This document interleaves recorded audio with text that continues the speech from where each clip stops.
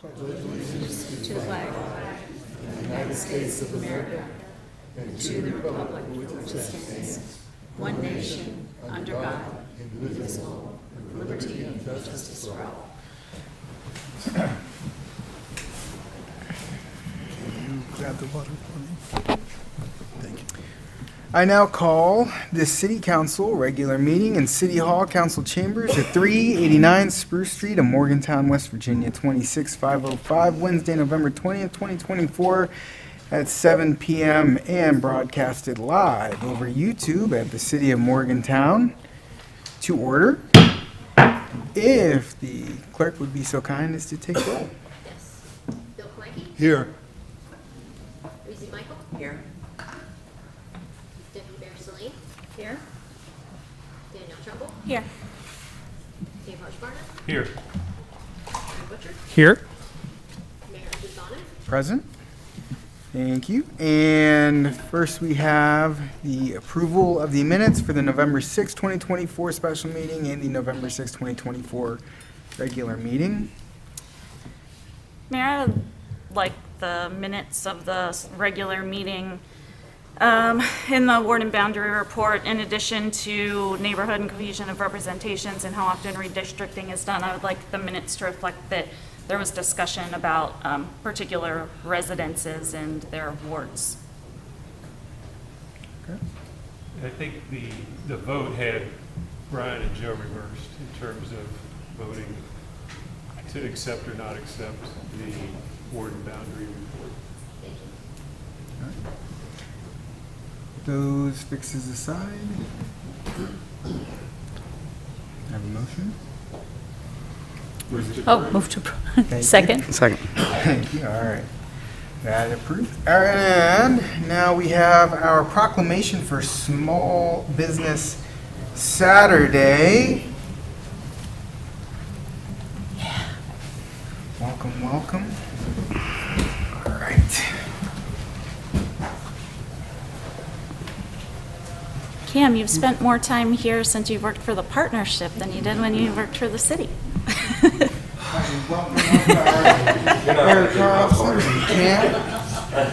Cam, we love you wherever you work. I was gonna put a joke about house hunters in here, but I won't. All right. We got just so that everyone can see, for those watching at home over YouTube. Okay. Proclamation. Whereas the City of Morgantown, West Virginia celebrates our local small businesses and the contributions they make to our local economy and community. And whereas, according to the U.S. Small Business Administration, there are 34.7 million small businesses in the United States. Small businesses represent 99.7% of firms with paid employees. They are responsible for 61.1% of net new jobs created since 1995 and employ 45.9% of the employees in the private sector in the United States. And whereas 68 cents of every dollar spent at a small business in the United States stays in the local community, and every dollar spent at a small business creates an additional 48 cents in local business activity as a result of employees and local businesses purchasing local goods and services. And whereas 59% of U.S. consumers aware of Small Business Saturday shopped ate at a small independently owned retailer or restaurant on Small Business Saturday 2023, and whereas Morgantown supports our local businesses that create jobs, boost our local economy, and preserve our communities, and whereas advocacy groups, as well as public and private organizations across the country have endorsed the Saturday after Thanksgiving as Small Business Saturday. Now, therefore, I, Joe Abogano, Mayor of the City of Morgantown, West Virginia, hereby proclaim November 30th, 2024 as Small Business Saturday, and urge the residents of our community and communities across the country to support small business and merchants on Small Business Saturday and throughout the year. I present this to Cam Allen and Eric Carlson of the Morgantown Partnership. Mainstream Morgantown, I apologize. But both of them. Yes. I appreciate you guys. Thank you, Mayor. Oh, Thank you very much. I think we can all hold it. Oh, Very much. great. 1, 2, 3. Thank you very much. No, and that's why I'm going back here to give you the floor. Thank you, Mayor, and thank you, Council. I'm Eric Carlson with Main Street Morgantown and the Morgantown Area Partnership. I want to thank you all for the Proclamation for Small Business Saturday. I'm here to accept this on behalf of Main Street Morgantown and the Morgantown Area Partnership, but this isn't for us. This is for the small businesses that make Morgantown their home, and this is the small business for the small businesses that make you want to make Morgantown home. So please come join us on Saturday, November 30th for Small Business Saturday. We're going to have opportunity to get your pictures with Santa Claus, get your business card, get your Christmas cards ready to go out, but really to start the holiday shopping season here in Morgantown. Some of the best artisans and merchants in America call Morgantown home. You get an opportunity to get unique gifts for your family, for your friends, for your loved ones, and do that not necessarily through big commerce, not on your phone, but on High Street, on Pleasant Street, on Walnut, all throughout downtown Morgantown. And if you can't make it because you have your friends and family in town, or you're somewhere else for Thanksgiving, or you're watching some football games, that's okay, because these businesses are open all throughout the holiday season. We're also going to have another big event coming up on the 14th of December called Downtown Dash. Make sure you get the opportunity to come down, shop small in Morgantown on Small Business Saturday and elsewhere throughout the holiday season. Thank you all very, very much. Kim, did you want to, are you just here to look nice? Poor Cam. I think Eric summed it up pretty nicely. You know, come out, enjoy Small Business Saturday, and show everyone why West Virginian business is the best business. Best Virginia business. Best Virginia.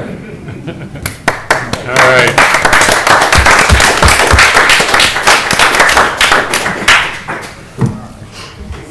Cam knows I love him. My heart goes out to my people. All right. And then do I have the winners of the Certificate of Achievement for the coloring contest here? Yes, all right. Fantastic.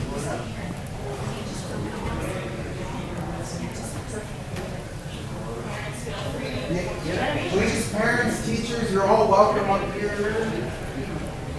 Or I can call you up one at a time. How about this? I will call you up one at a time, and then you can receive your certificate. If you all line up here, I'm sure council would love the opportunity to take a picture with you all for supporting us, if that's okay. But I do have some things I'm going to read real quick, if that's okay. All right. We are thrilled to announce the winners of the City of Morgantown's Coloring Contest, which was held during the celebration of our Municipal Week this past October. We are immensely proud of our talented students who have consistently go above and beyond, showcasing their creativity and artistic skills. Colorful submissions from our winners are proudly currently on display in the lobby of City Hall for everyone to admire. We extend our heartfelt gratitude for all of your creative contributions and appreciate your presence here this evening. In recognition of your outstanding work, we are pleased to present each of you with a Certificate of Achievement, and we thank you so much for making the contest a wonderful success. So I say thank you, and if we give a round of applause to our contest winners.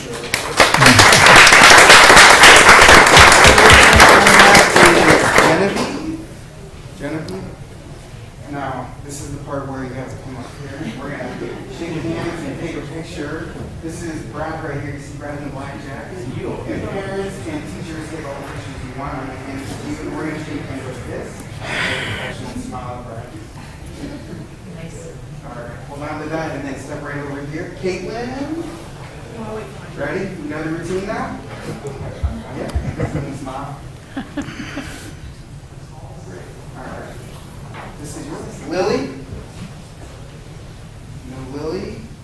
Angeline. No? Ava? No Eva. Frankie? There we go. Now we got Frankie. All right. I'm going to give this to you. We're going to give a handshake like that. Perfect. Oh, it's a tight shake. All right. Then can you stand over here? Help make sure that they don't move. Lana? All right. There you are. We got Smile Day. And Nora.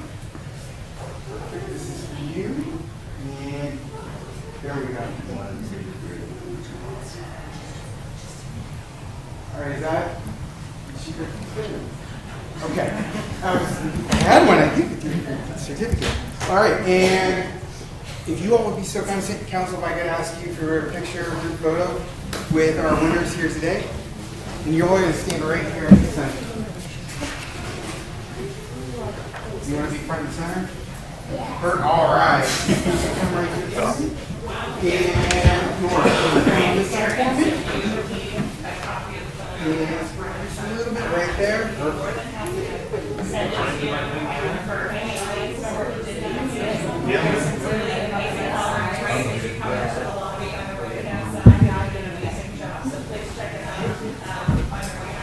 And if there's any teachers in the audience that help facilitate this, I would like to, after a picture, take their own picture as well. Here she comes. Here she comes. She's going. I'm representing North and Mountaineer. I'm gonna get something. This is Miss Robin Natty, by the way. She works with my sister. Okay, great. If everybody just look this way, 1, 2, 3. Great, thank you. Congratulations, great job.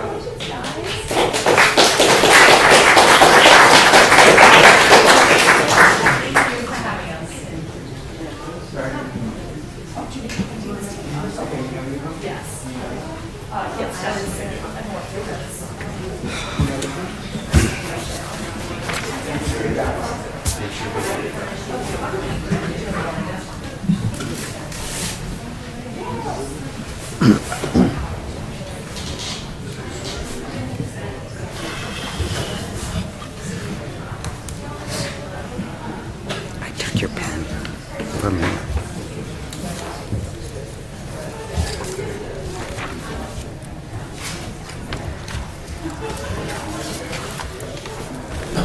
Are the pictures up in the lobby? Yeah, I was going to say, we can see the drawings.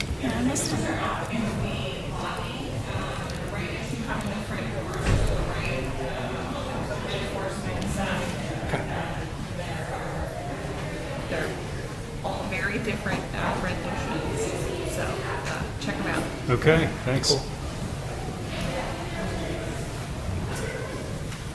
All right. Okay. That was my port. I'm sorry, I just got lost for a second. Okay, I'm back. Now we are on to our public hearings, which we don't have any today. Then we have unfinished business, boards and commissions. Do I have any nominations? Mayor, I would like to nominate Dave Satterfield to the Land Reuse and Preservation Board. Second. Proclamation? Yep. Sorry. Got choked up. And anyone else? I move to reappoint Jessica McDonald to the Land Reuse and Preservation Agency. Second. Proclamation? Yep. All right. I'd like to nominate William Petros to the Planning Commission representing the 4th Ward. And this is a reappointment also. Second. And proclamation? Yes. Yes. All right. Next, we have the public portion, which will be subject to the rules established by council and was adopted by resolution. Please note that you have, I'm struggling, 4 minutes? 4 minutes to speak, and be cognizant of the light in front of you. Yellow is your warning that your time is how much left? 1 minute. And for those in the audience, please be respectful of those talking, and remember to state your name and your address when you speak. And I open this public portion now. First, we have a Jody Malling. What is it? Hollingshead. Sorry. My name is Jody Hollingshead. I live in the 2nd Ward. Gosh, I feel like I'm having deja vu. It's so weird. I feel like we were just here. But you know what? This time is a little bit different because last time we all came up here and told you all of the reasons that the community thought the camping ban was a bad idea. So obviously I'm here to ask you to repeal the camping ban tonight. But I can rest soundly knowing that if you don't repeal the camping ban tonight, which none of us anticipate you will, it's going to go on the ballot next election. And power to the people, and they are going to let you know. They're going to let you know, just like we have all these weeks, all these meetings. Your constituents that elected you into these offices to represent us are going to let you know on that ballot, if we must, that this camping ban is a terrible idea. It doesn't accomplish either side's desires at all. It costs the city more money than it needs to, money that could be actually going to resources. I also want to remind you that in that same election, on that same ballot, are several city council seats. Second Ward is one of them, just thinking out loud. So we're here again. We're here again to let you know that this camping ban isn't effective, that it is expensive, that it needs to be repealed. But if it does get to the ballot, we're going to be just fine, because our community has already spoken. We've already been here to tell you none of us want this, and we'll do it again on the ballot if we must. Thank you. Next we have Donnie. Danny Twilly.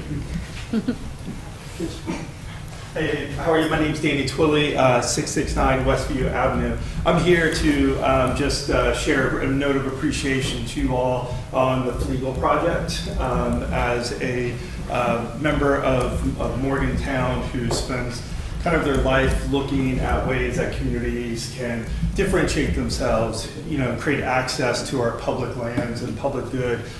Your leadership and your commitment to funding that is an important statement, not only to the citizens of Morgantown, the state, and the nation starting to pay attention to what's happening here to make Morgantown a desirable place to live, work, and play.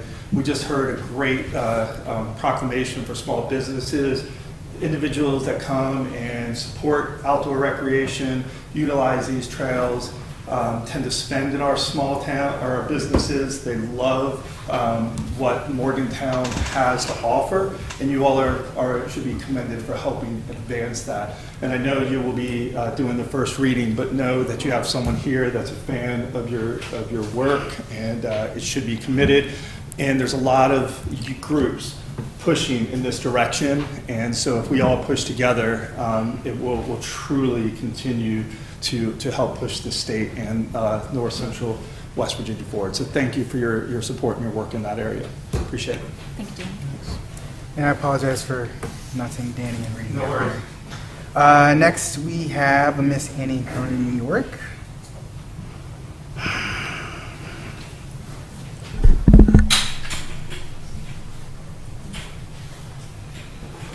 Annie Cronin, New York, Human Rights Commission. I will try to be louder this time. Our International Human Rights Day celebration will be on December 8th, 4 to 6 p.m. at the All Center. It's a Sunday. There's free parking on Sunday. Good time to come. We'll be having an exhibition of human rights posters, flags, etc. at the All Center from December 3rd through the 20th. Give or take me setting it up a day or two. We have retained a violinist to perform during the award ceremony. The individual award is going to Eve Fox, who did so much work on the Civil Rights Project for this year, for the anniversary of the 1964 Civil Rights Act. And the group award is going to the Morgantown Area Youth Services Project. Been very hard at work for at least 30 years, doing great things for the youth of Morgantown, a group that isn't usually represented in the city. We're trying to have an essay and art contest for local schools. That may not happen again this year because of timing, but it's my understanding that if I get it together in time for tomorrow, there'll be a press release inviting people to do posters, artwork, or essays, anything you like on civil rights or human rights, just to be involved. And yes, there are cash prizes involved. I'm not saying how much, just the risk. A second Starbucks restaurant, coffee vendor, has offered to donate pastries and coffee. So we now have 2 signed up. So there'll be plenty to eat and drink at the reception. I am happy about this. We are getting plaques engraved right now.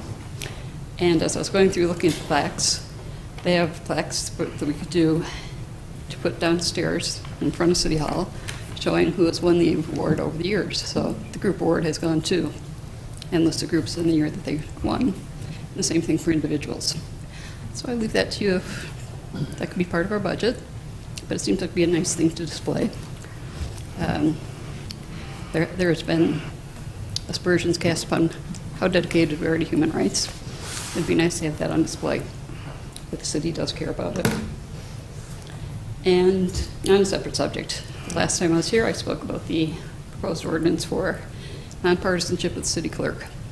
I'd like to be clear that my main point was that everybody in city government is supposed to be nonpartisan, and it would make more sense to just put a blanket ordinance in saying that. Everybody has to be nonpartisan and perform their duties without discrimination. Thank you. Annie, what time was the reception? Oh, 4 to 6 p.m. 4 to 6. on Sunday, December 8th, at the All Center, which is on Spruce Street, a few doors down from the library. Thank you. And there's a handicap entrance in the back, if you like using those cranky lift things. Any other points, questions? Happy to answer. Thank you. Next, we have Stephanie Hunt.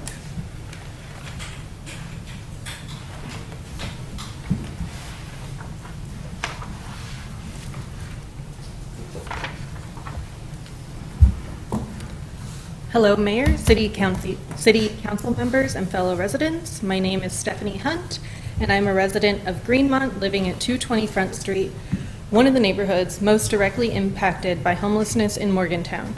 No one here disagrees that homelessness is an issue that needs to be addressed, but I believe our disagreement lies in how we address it. Many have spoken on the issues the camping ban poses, but I am here to share and have my voice heard. Criminalizing those who are homeless doesn't solve the problem. It punishes people for their circumstances. Homelessness is driven by factors like poverty, mental illness, drug addiction, and lack of affordable housing. We should be addressing these issues and causes, not targeting people experiencing homelessness. In Morgantown, we have fewer than 150 homeless individuals, which is a relatively low number compared to many other cities. This is a solvable issue. And it can be addressed without resorting to criminalization. The homeless population is part of our community, whether we choose to acknowledge it or not. We need to take collective action to help all members of our community, especially as we face potential cuts to food stamps under a new administration, considering our state is second in the nation for food stamp recipients. And if these cuts do happen, we will likely see a rise in homelessness as people struggle to afford food and rent. Rather than criminalizing homelessness, we should focus on prevention.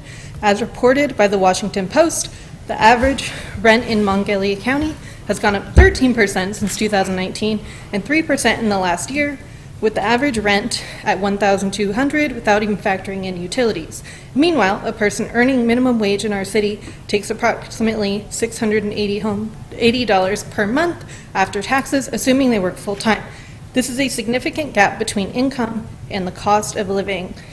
It's one of the key drivers of homelessness in our community. Additionally, absentee landlords letting properties fall into disrepair or remain vacant should be held accountable. The city has already started taking baby steps to address these issues, and I encourage you all to continue working towards solutions like rent control and increasing affordable housing options. We also need to address the mental health and addiction crises in our city. These issues play a significant role in homelessness and must be met with comprehensive solutions, including better access to mental health care and addiction services. Criminalizing homelessness only adds strain to our public resources. Instead of spending taxpayer money on policing, fines, and incarceration, we should be investing in long-term solutions like affordable housing, mental health care, addiction treatment, and job training. Criminal records create further barriers to employment and housing for people who are already struggling. Instead of passing a camping ban that criminalizes homelessness, I encourage the council to focus on direct actions that can address these issues. Homelessness in Morgantown is a solvable issue, and we can address it in a compassionate, effective way. Let's focus on solutions that provide stability and support rather than criminalization. Thank you for your time and for considering a better approach to homelessness in Morgantown. All right, next, we have a Molly Kennedy.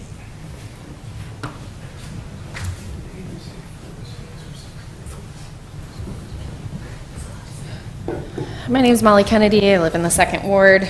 It's almost unbelievable that we're here. You proposed bad policy. The experts told you it was bad policy. The people you claim to represent expressed their disagreement with the bad policy you proposed. You voted for it anyway. We expected that, honestly, because that's how you've handled issues around houseless folks for years. Ignoring the experts, ignoring your constituents, doing the wrong thing, repeat. And in the meantime, other cities have started copying you and implementing the same bad policy, sometimes using the progressive reputation of Morgantown as a justification for this incredibly cruel, bad policy. But here we are, and we're at another crossroads, and you have another opportunity to do the right thing. Because when the community members who spoke to you for hours and hours were not enough proof, they trekked all over the city to collect petition signatures, so many that you didn't even count them all. And that doesn't even account for people like my spouse, who signed his name in front of me, in front of a canvasser we know personally, and whose signature was rejected, and he couldn't get off work to come prove to you that he signed it. So it's even more people than that. So you can take this opportunity, and you can do the right thing, or you can repeat the same cycle and double down on bad policy yet again. And the same folks who trekked all over the hills of this town to collect petition signatures will be ready to do the same thing when your names are on the ballot alongside this bad policy.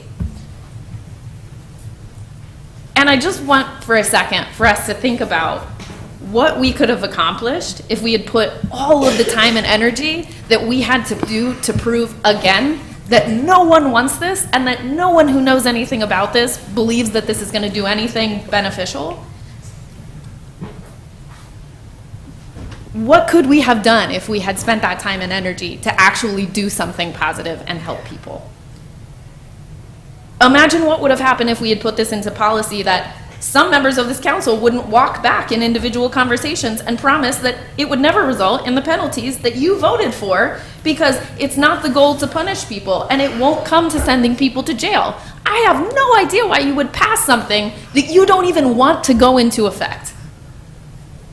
You can do better. You have the chance to do that right now. And we have the opportunity to put all of our time and energy to better use. And maybe when the time comes for your re-election, we will remember that you listened to expertise and you listened to lived experience and you represented your constituents. Next, we have Leslie Nash.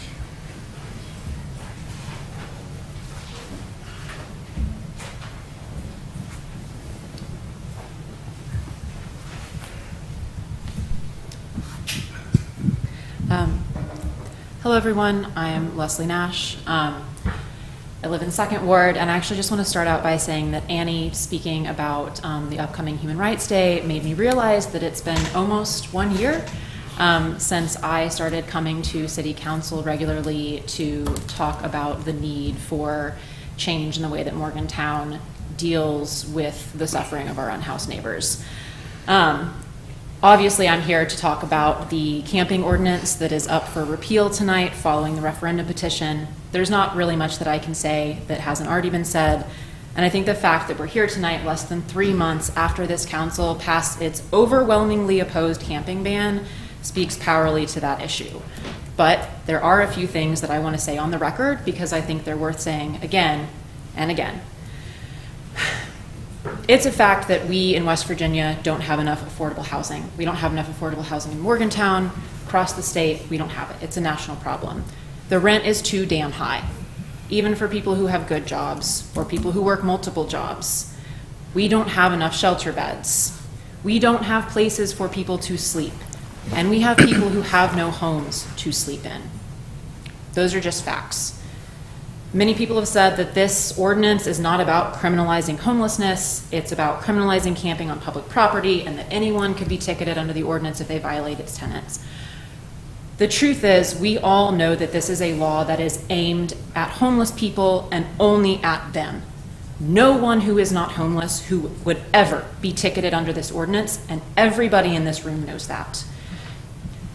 The truth is that people's ability to comply with this law and to remain uncriminalized is entirely dependent on their economic or housing status. Facing this law and others like it shows the truth head on, that what we are aiming to do with laws like this is punish people for being poor. Laws like this are the newest iteration of this country's absolutely shameful legacy of vagrancy laws that came out of the post-slavery antebellum South.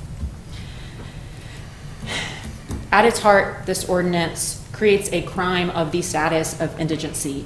It criminalizes an involuntary, innocent act of survival that is absolutely inherent to our shared condition of humanity as people who require sleep and rest to live. And I think what this law really does is it shows how afraid we are as people. We get frightened about the issue of people being homeless.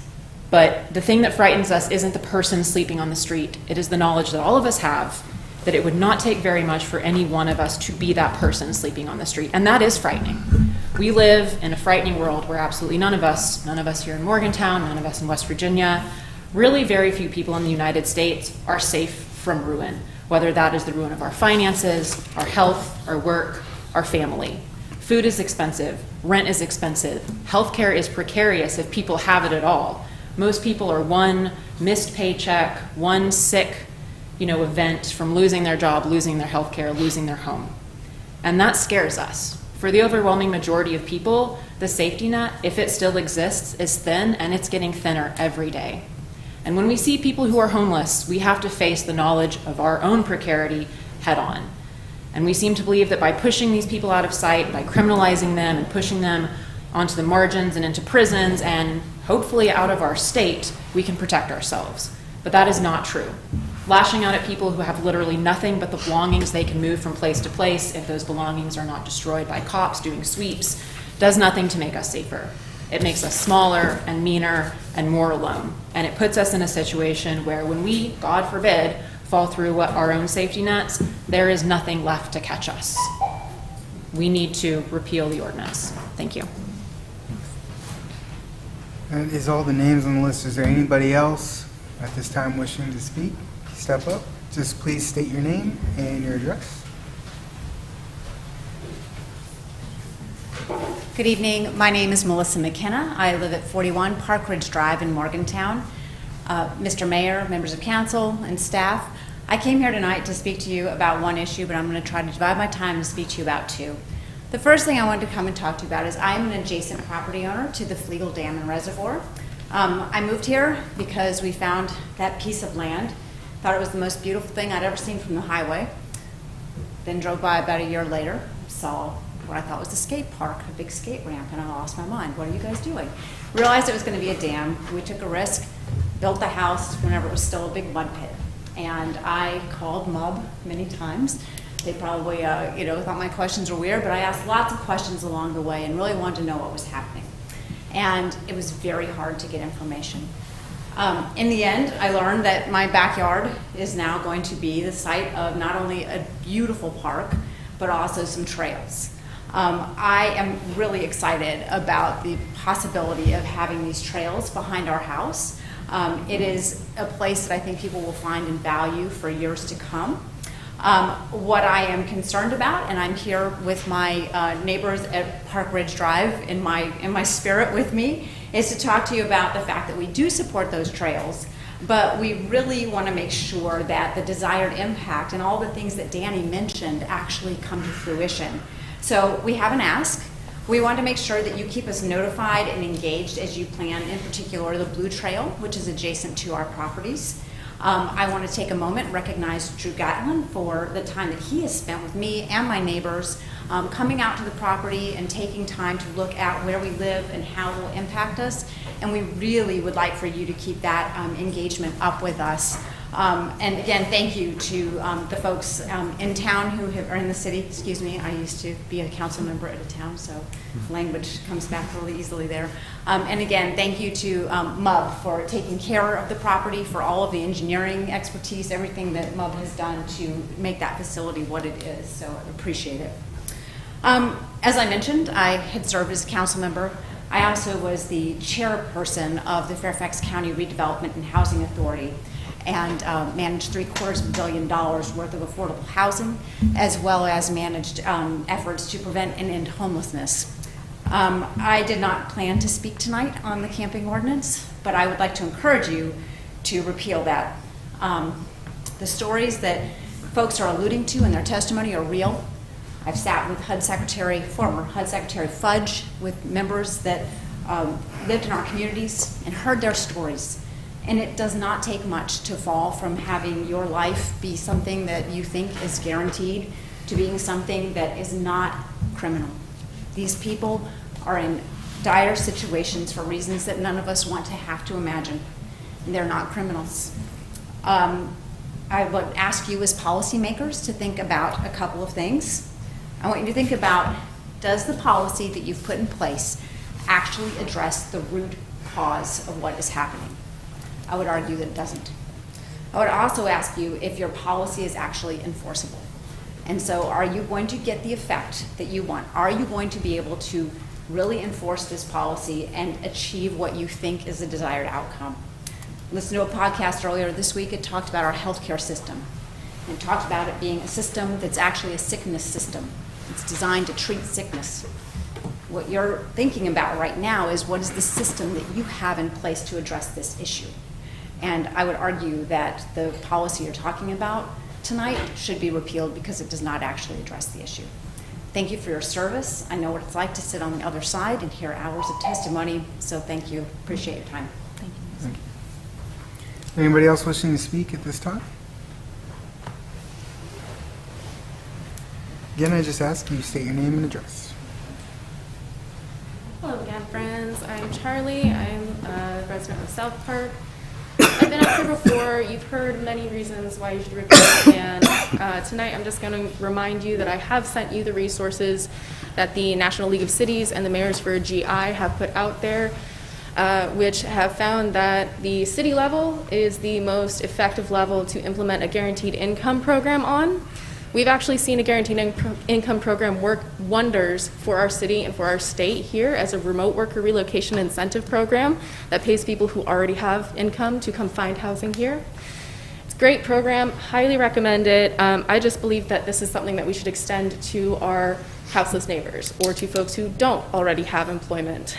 I wasn't really going to come up and say this again because I know that y'all aren't listening. Even though it would literally be cheaper to implement a guaranteed income or a basic income program and create a floor under which no one can fall, that is cheaper than sending them to prison. As it states in West Virginia, I'll remind you, it is about $1,400 a month that we would then owe a for-profit prison system that could legally encourage or enforce the people that we arrest to work for zero income. West Virginia does not have a minimum wage for incarcerated workers. So why do you want to fund the work camps instead of our own citizens in our own community? Please repeal the ban, or we'll see you in the spring. Thank you. Anyone else wishing to speak? Public portion. I can't. Sorry, I have to stick to the rules. If anyone else can step up, just come up to the podium. Name and address, please. Hello. So I lost. That's okay. I learned one thing. You have to win the city of Morgantown to win a county commission seat in this county. But what I wanted to talk about, what you guys end up doing with the camping ban, personally, I think, I'm not sure it's going to make much of a difference because I think you're still going to have 100 people outside this winter. They're just going to move from the city to the county if something is passed. I've already seen it. We've already got at least probably 50 people living out near where I live along Grafton Road. So I know that people will just move. And so, I don't think, regardless of what you decide to do there, is going to really put a dent in the problem. What I do think is going to put a dent in the problem is we used to have a special committee to address homelessness, which I know you were on, Danielle. And I don't know if that still exists. If it doesn't exist, then I think we should start that up again. I've already started my own work to try to bring people together. some of the folks that I think that we can actually bring together to solve some of this problem. I would rather get involved in something that's already going than start something on my own. So if there's something that's already in place, I think that's a better solution, and I want to be part of that. If that's not, then I'm just going to go ahead and do my own thing. And I would encourage anyone who wants to be involved with me. That would be awesome. I mean, I'm going to work with the Coalition to End Homelessness, the shelters, WVU Hospital, Mon Health, everyone to try to figure out what we can do about this issue. So that's one topic. Second topic I wanted to discuss is safety along the rail trail. I know that and this is what came here to talk tonight, is I know that you have an agenda item, or at least I saw it on the agenda, or the somewhere, that you're going to talk about putting up lights along the rail trail. I think that's awesome. I saw that it's only in a small section of the rail trail, and I can tell you, when I was campaigning, I talked with probably 30 women about safety along the rail trail, and 100% of them told me that they felt that safety was a problem along the rail trail. There are certain areas which are worse than others, specifically Deckers Creek. But I've also talked to people who had issues along other parts of the rail trail where people had jumped out or other things, and people were really concerned about.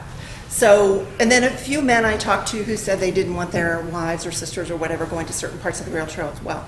So my main thing that I want to talk to you about today is trying to do something. Whether, lighting is one thing, but we need it in more places. I still like the idea of some kind of patrols routinely along the rail trail. Perhaps there are other ideas as well. But it is an issue. I heard story after story after story of people who said they won't go down there anymore, or they will only go down there with a male escort or with another friend. So it is an issue, and I think that it's a great asset.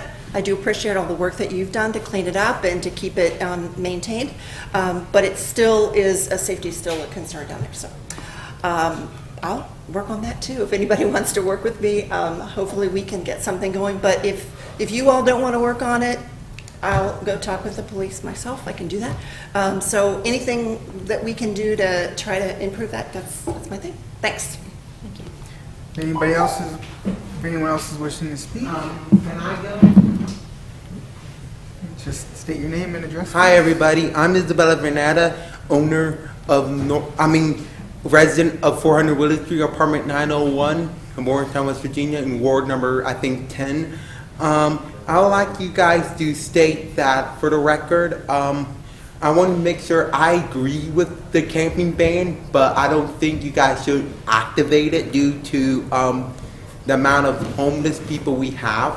So I agree what you guys are going to, but I suggest do not enact it due to conflict with issues. And how are you guys going to enact it? We got thousands of homelessness in the city of Morgantown, but why enact that policy? Isn't it more efficient not to let them roam free, but if you can enact that policy, are you guys provide housing for these homeless people? Are you guys going to provide housing? Are you guys going to provide shelter, Medicare, stuff that we normal people who live and work, we just need to make sure that they also have the appropriate care. So, thank you. You dropped your hat. Is there anybody else wishing to speak? Once? Twice?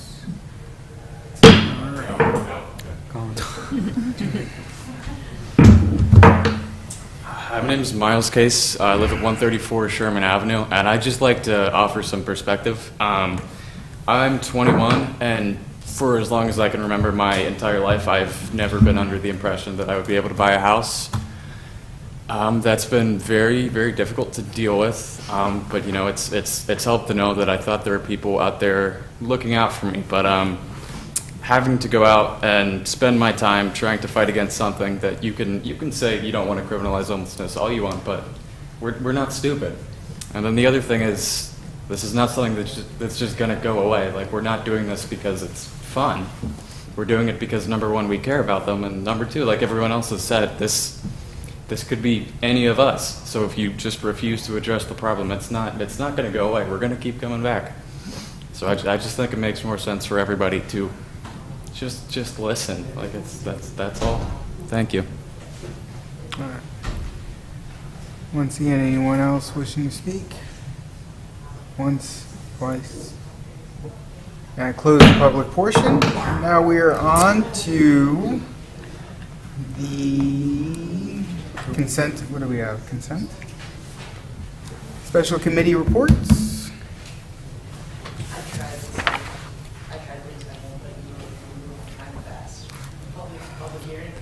Yeah, we'll allow last one. Go ahead. Name and address, please. My name is Malin Sadler. I live at 142.5 Loren Street. You get up here and you don't think about what you're going to say until you say it. I guess it boils down to simply a really fun Appalachian saying that is, hold your horses. Just hold your horses. Do what you want, do what's good for the public, but think about what you're doing. Take a minute and stop and realize what you do implements things for the entire community. Sure, you think you're getting rid of a homeless problem when you're not. You're expanding upon it and making it worse. And when people come in here and complain about seeing their city and seeing it break down in certain ways, it's at the hands of you all. I've been working with this referendum and this camping ban for like the past month and a half. It's obvious that there are things that need to be reconsidered. I just ask that this group takes it in the most simplest form and hold your horses. Take a minute, think about what you do, and show some empathy. There are so many people out here. As someone said, there are so many people out here that need help. Winter is coming up. People need to band together and help our community. If we are not helping these people, we will see more of these people, and we will see them dead on the street. I feel like that just doesn't need to be said, but apparently it does. 2,000 people have signed and said, maybe we should consider something a little bit more. Not to mention the fact that it's clear that there's a democracy issue. If 2,000 people sitting at a voting booth go, I should be allowed to vote on this. Take it back, workshop it, think about it, fix it, show some empathy, show some compassion. It sounds like I'm a broken record, but dear God in heaven, get it together. How can you ask someone to pull themselves up by their bootstraps when they don't have any boots? That's all I have. Hold your horses, figure it out, clean it up. Thank you. All right. Now I will close the public portion. On to special committee reports, which we do not have. Consent agenda, which we do not have. And then under new business, the first we have is the consideration of approval of the first reading of an ordinance repealing article of city code entitled Camping on Public Property. Do you want to give us some background, City Attorney?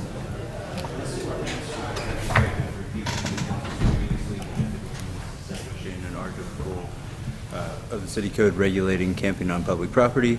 It is presented to council to comply with the charter requirement based on the city clerk's certification of a referendum petition. So under section 8.06 of the charter, once that referendum is certified sufficient, City Council has 30 days to repeal the referred ordinance or otherwise place it on the ballot. Motion. So how would we move to place it on the ballot? No action is required of council to place the ordinance on the ballot. Council can either repeal the ordinance by adopting the ordinance on your agenda tonight, or the ordinance must go on the general election ballot. There are options to place it on a special election instead, but I think based on timing, those are not practical options for this ordinance. So we go on the general election ballot and not on our ballot? On your regular election ballot. Yes. So April 29th, 2025. Okay. So, could you explain the options then, for clarity? Well, so the only action item for council tonight is an ordinance repealing the referred ordinance. The council can take that up and adopt the ordinance repealing the referred ordinance, in which case the referred ordinance is repealed and no further action occurs. If council does not pass this ordinance to repeal the previous ordinance, then the repeal of the ordinance will be placed on the April 2025 ballot for a public vote on whether or not to repeal the ordinance. And regardless of action, it is not enacted at the moment, correct? The ordinance is suspended, so it does not go into effect. And if council does not repeal the ordinance, it remains suspended until 30 days after the certification of the votes at the April election. So right now, we could move to deny approval. Is that one of the options? Yes, council can choose to adopt this ordinance or not. Okay, so not adopt. More simply put, a vote no sends it to the April election. That's A correct, vote Council. yes removes it from contention. That's correct. I would like to deny approval. Is that I the need appropriate? a motion first before discussion. I move to approve the repeal of the ordinance. Second. Okay. So, now you can, did you want to ask for your clarification? I just No. wanted to make sure we have I'm good. a motion on the floor. Okay, so the motion is to repeal. So a vote yes is to repeal? A vote for this ordinance, yes, which is a I just wanted to repeal. make sure. So vote yes, that is to repeal. Vote no is for it to go onto the ballot. That's correct. Right. Thank you. And are you ready? I have a question for the clerk. I know that 1,900 signatures were turned in the first time. When the petition was amended, I know you said you stopped, you got enough to certify the petition. How many total signatures were turned in that second round? I don't have that number in front of me, but I could certainly bring it to you another time. But there were plenty. Plenty more than you needed for the 300 whatever signatures was needed the second time around? Yes, okay.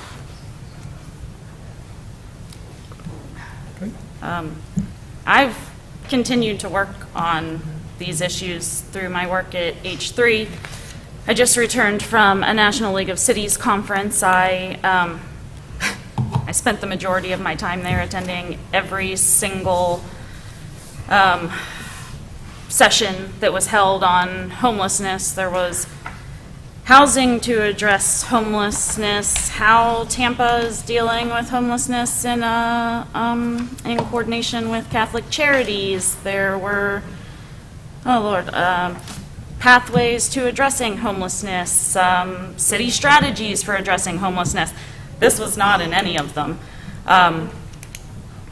It has been really hammered into me, especially at that conference, that homelessness is a housing problem. It's not a substance abuse problem. It's not a mental health problem. It's not a poverty problem. Those things exacerbate and are factors that definitely play into that. But at the end of the day, we don't have places for people to go. And I've been trying to work on that again through my work with H3. We do have the 28-bed shelter open. We're working on plans for a warming shelter that would have maximum 22 more beds. So we're looking at maybe 50 when we know there's 150 people in town. When we initially started talking about this, and one of my initial questions was, if we don't have enough shelter beds, what will we do? And it was stated, well, we'll call around the state and find open beds. We'll find places for people to go. But so many members of this council were just ticked off when, during a Clarksburg City Council meeting, they said, we don't need a shelter. We can send people to Morgantown. There's a shelter in Morgantown. That's a neighboring community. What is the difference between what we said and what they said? I don't understand why the same people who voted for this were mad that they said that. That's the exact same thing that we said. I don't know. I'm not exactly on a great relationship with a lot of my colleagues right now, so I don't know what anyone has been doing to help address this, but I know that this is something that I'm on multiple times a week. I'm in meetings, I'm at the shelter, I'm collecting donations, I'm making donations. We're not getting very far with all of those beds we said we were going to work on. It was stated like, this is the kick in the ass we need to get things moving. I haven't seen anything moving. We're in the same position we were 3 months ago, with the exception of the 28-bed shelter being open again, which was full. Anytime it has an open bed, it is full immediately.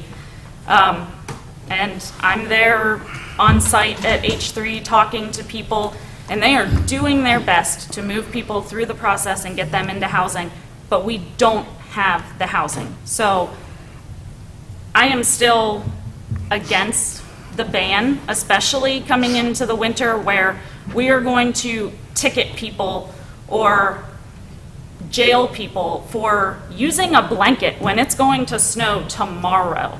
I can't fathom that this is the best this city and the incredibly intelligent people we have on this council and have working for us. I can't believe this is the best we can come up with. Danielle, since you're over at H3 so much, what's the percentage of beds that are given to Morgantown residents? Because I'm under the impression about 70% of the beds aren't even for Morgantown people. Could you elaborate, help us out, understand why we're not getting first priority since the city and county use the money? Because I have concerns because you think nobody's helping.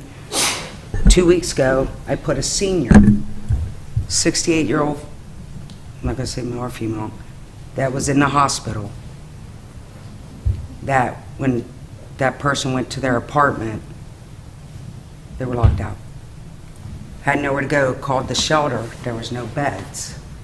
So we do help other people. You think you're the only one that's doing something. I clearly said I Because don't we know are what anyone helping. else is doing. So just to inform you, she got a hotel for 2 nights due to some friends, and we were able to find her an apartment the next day, no issues. I think that we need to not have personal attacks. So I'm just asking if there's a percentage at the shelter that if you could tell us how many people are staying that are from Morgantown. It is Because my that under- would be great. It would be really nice to know that our money is going to help our residents, the ones that are having the problems. And that's what my concern is. My concern is we're not giving the beds out to Morgantown and Montague County residents. It is my understanding, the mayor and I served on the committee for the warming shelter evaluation, and one of the directives that was given was priority needs to be given to Mon County, Morgantown residents, since the city and the county are exclusively funding that.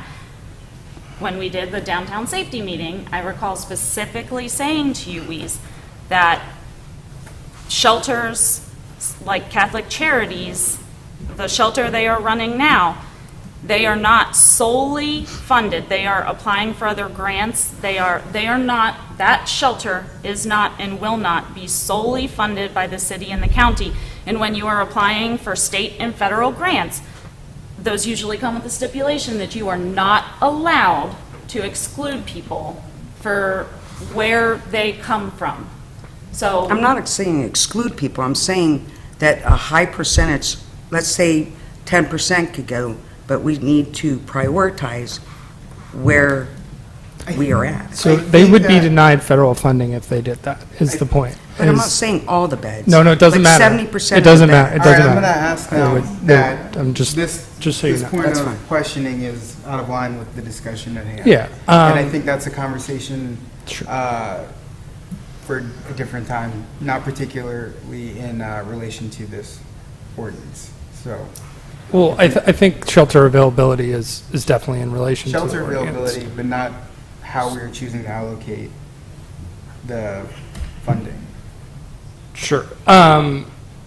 I don't, to answer your question quickly, I don't have like a percentage number. I would refer you to the study that the state conducted, though, and about how many people, just in general, move from county to county. It's also like, it's a tough thing for you to pin down to say, like, what's a Mon County? You're talking about a person that doesn't have a house, right?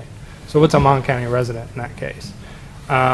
Like, I interact with people regularly who are unhoused that the last residence they had was, you know, not in Mon County, but they've been in Mon County for 25 years, you know. So are they a Mon County resident now? I don't know. What does that mean?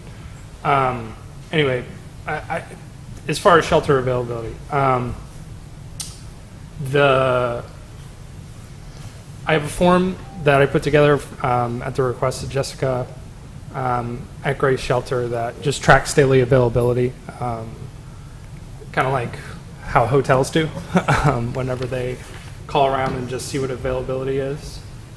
We've been doing it for probably 3 months now. This number's been 0 since that started, as in 0 availability, through shelters throughout the Tri-County area. So that's just to like help people understand for emergency shelter options, it's been 0 for months, and continues to be 0. You know, in conversations with Jessica, we're hoping to get a couple spots open in Grace Shelter, but those are going to be filled like immediately. Like we already know and have identified people that need to go in, and a lot of these people have prioritization, right? So there's different prioritization based on what their status is in HMIS and everything else. The only other thing I would say, just in response, Weeze, is that if you do have that situation again, you want to get somebody in a hotel room, please call me and we'll get them. I took care of it. But So- my point was, you're not the only one that's doing something. We all are trying to do our part. I And we're not did not all- say I was the only one. Okay. So, Call for the question? Well, I'm I had sorry. one. Go ahead. So obviously this is a difficult issue. Obviously, I'm part of the group that disagrees with some of you or most of you in the audience. I think that we have way more points of agreement than disagreement. I think we all can look at the numbers of homeless that we have and that it is a solvable issue.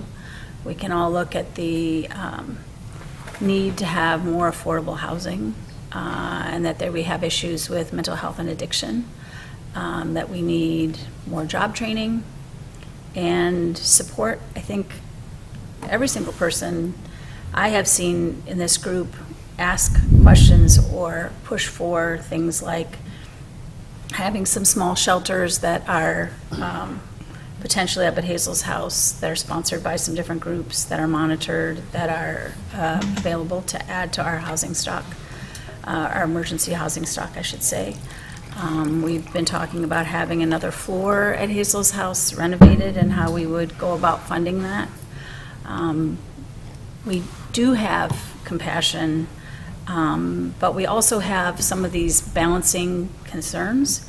Some of those concerns talk about sharing the use of our downtown and sharing the use of our trail system and having a clean, appropriate place for people to recreate and purchase things, protect our small business owners, and not to say that we would not have space in our world for people who are less fortunate, or that we have a need to punish people for being poor, but that we set some sort of appropriate limits. Our ban, unlike some of the other bans, had a lot to do with offering services and then of course at the end having some limits. Some of the people who are the most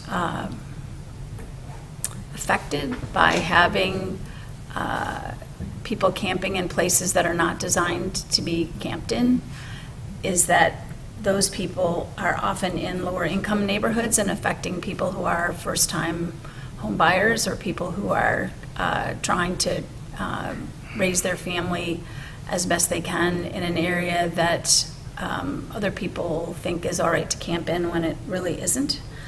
And so some of this has to do with the idea of rapid rehousing or the idea of housing first and getting people into housing rather than allowing people to camp and languish, but being able to get people into housing and having some urgency about it. I know that many of you don't agree and that there's substantial hard feelings about this, but I think that we actually agree more on many of the things and the care that we would give to our fellow people than you think. I really appreciated when we had the committee that Reverend Sonaday ran, where they worked on housing and they worked on getting people into housing. And I would love it if we could get more focused on making improvements in our community rather than our continuing to butt heads. But at this point, I was first started thinking more seriously about this when I was asking how long it would take to get someone into housing as it stood, as far as the person wanting to get into housing, not the availability of housing, but the people who were wanting to get into housing. And one of the responses was that it might take a year to talk to someone perhaps that had an addiction or a problem because they had been out in the unsheltered world enough that they were not used to being in a building. They were habituated to being outside, and I would like to see people more quickly have a housing first model and getting people into housing rather than get so habituated to being outside. So those are some of the motivations that I have for creating this urgency, and why I, misguided though I may be, continue to push for something like this, because I believe in having a viable community where our space is shared and clean and usable. So that's where I am. Thank you, Deputy Mayor. I appreciate your comments. I agree with what you're saying. We've been at this for some length of time, making many attempts, as you mentioned, John Sunday, and even before then. I've watched these things and listened to people who said that they would be sympathetic to whatever we tried to do, but they would do the good that they could. And the good that they could was, to some degree, self-serving, and it protected their own turf, and it protected their own grants. And like it or not, this has become a catalyst for conversation. Not comfortable, and certainly not my preference. However, I want to keep Morgantown in a position where it can continue to provide those services.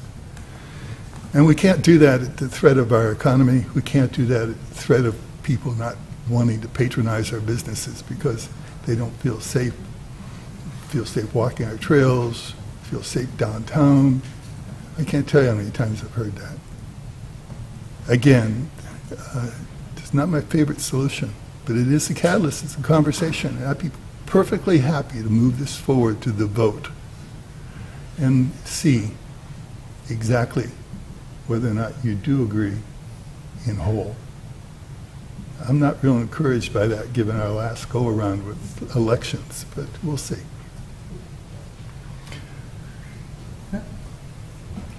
Call the question?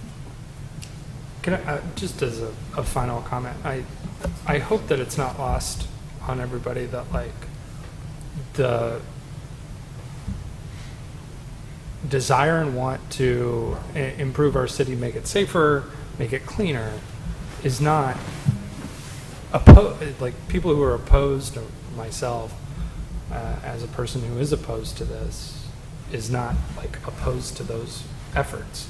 It's just that it is my belief, and the evidence would show, that these kinds of bans do not accomplish that goal. So it's frustrating to think that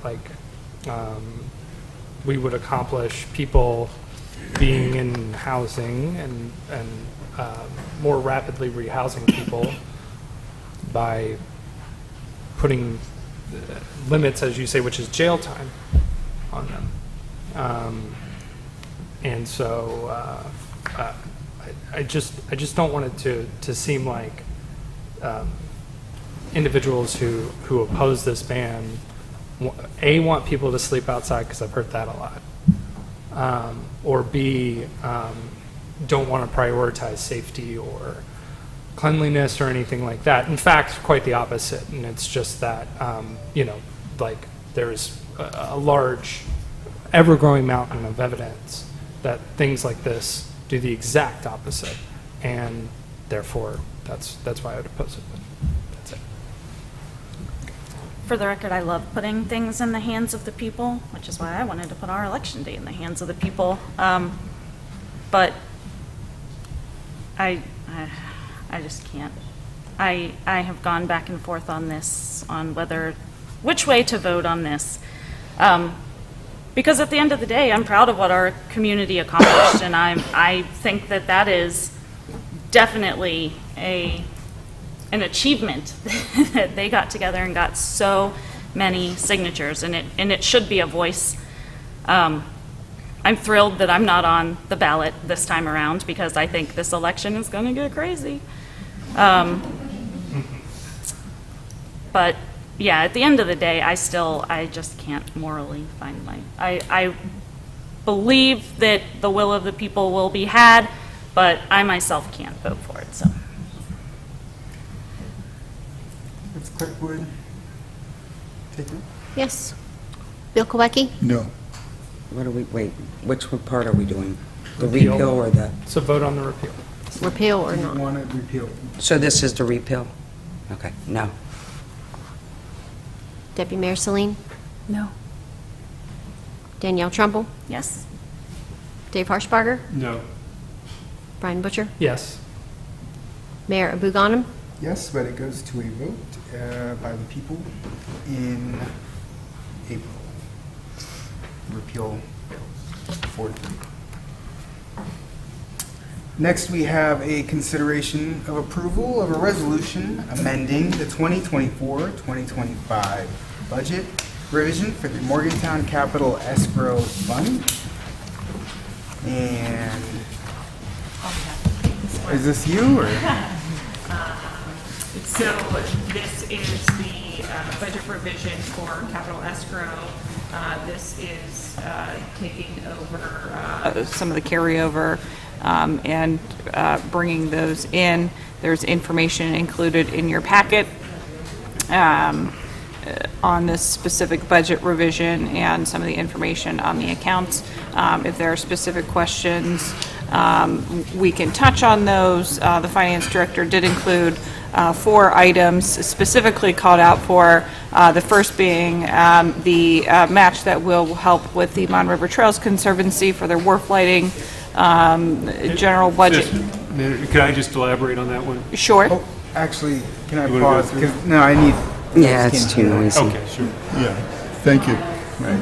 I think I missed about half of that. I Be apologize. happy to repeat myself. You have to remember, you're talking into the microphone, but your voice Ryan, is not can- amplified. Yeah, shut the door.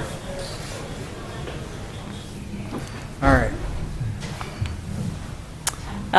So our finance director is here, so if we get into very specific questions, I'm sure he would be more than happy to go over it, and I'll touch on the 4 items and then let Councilor Harshbarger talk on the first item. But this is the budget revision number 3 for capital escrow for the current fiscal year that we are in, and 4 items are addressed in this.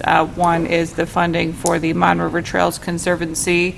There's carryover as we've finalized where each of those accounts were by the end of the fiscal year ending June 30th to now.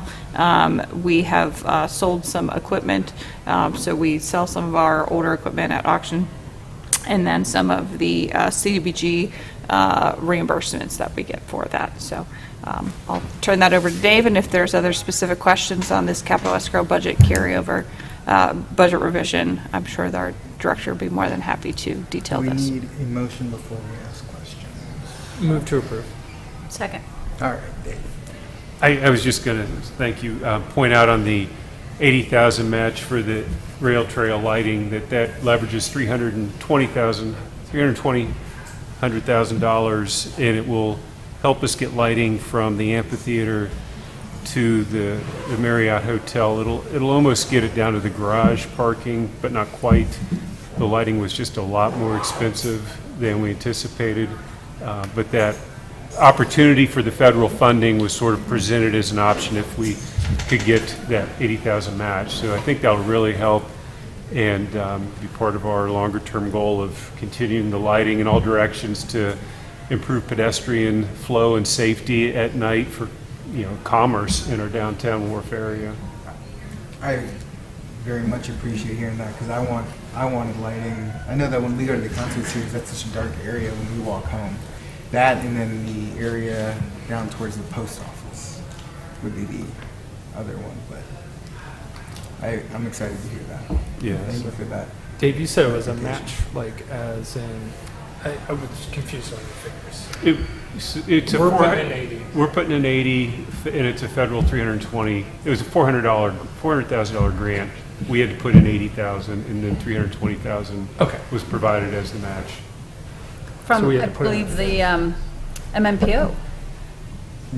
These are typically TAP grants or RTP Is this for the doubling, or is this the single? No, I mean, I'm sure the MPO was part of promoting. So was this the additional money that we transportation. needed to get the second half of the lighting? Yeah, I mean, it increased the scope of what we were able to do with the lighting. It doubled, yeah. It probably did. So we could find out. I believe that the funds come from the federal funds, but I believe that the MMPO has some funds that newly over the last couple of years they have been allowed to allocate some of their funds. And I believe that this came from them realizing that otherwise we would have to wait another 8 years to get the other half of a project, which doesn't make any sense at all. So this is really lovely that the city is willing to put up this. Very thankful. Yep, we are often partners with MRTC and help meet their grant. They often will write their grants, and then they work with us on helping provide that match.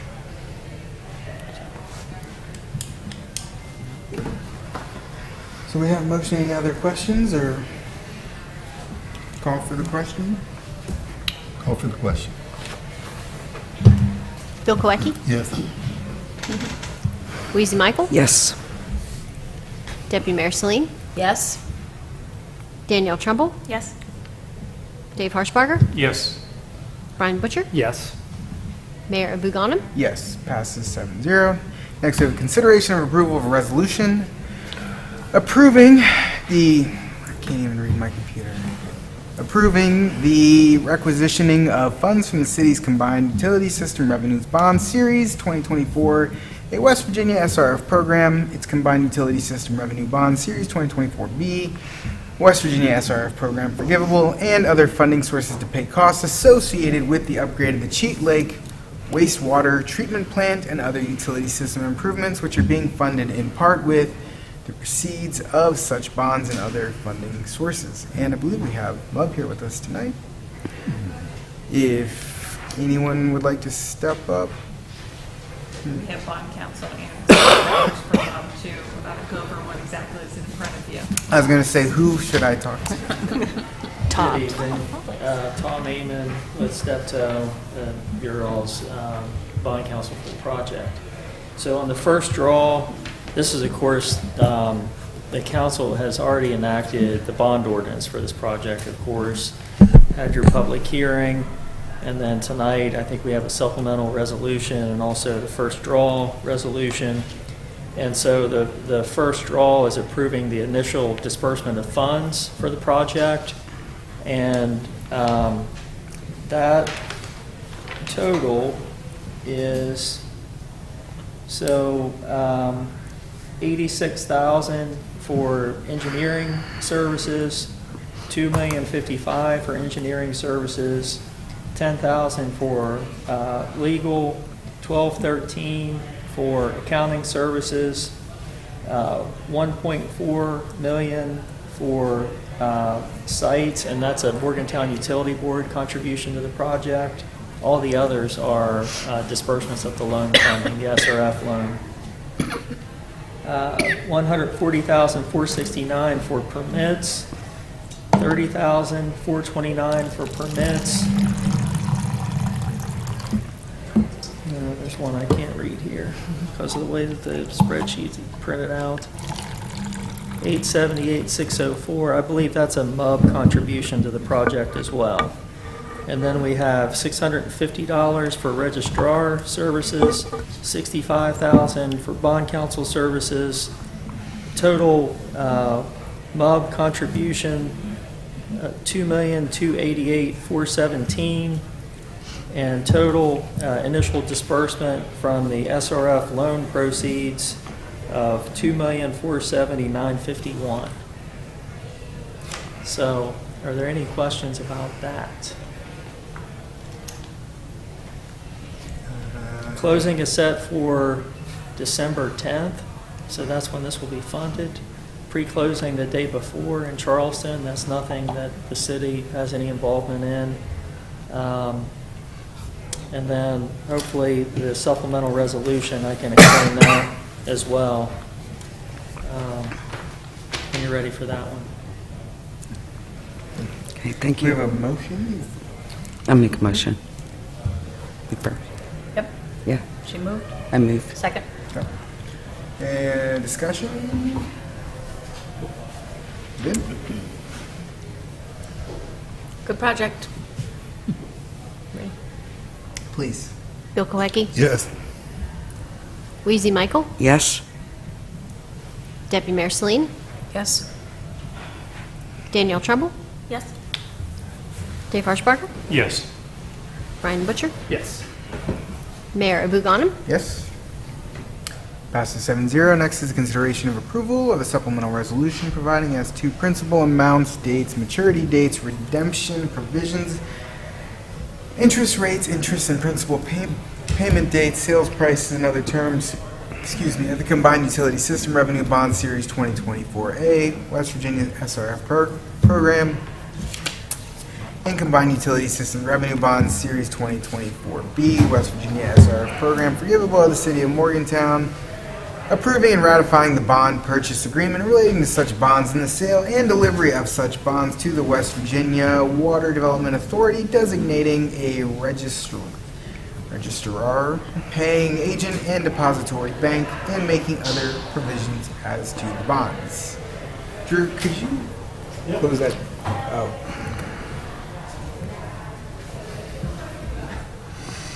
Thank you. So after opening bid, so where I left you previously with the bond ordinance and public hearing on that, they then opened bids, and after value engineering the project, end up with a total project cost of $45,984,397. So that's being funded from the SRF loan, which is the bond that the city is issuing. That's 30-year term, 1.75% interest rate, and 0.25% SRF administrative fee. Total amount of $33,489,214. Then you have a forgivable bond, which is a bond that the city is issuing, but it's discharged over time and there's no repayment on that. It's essentially a grant of $500,000.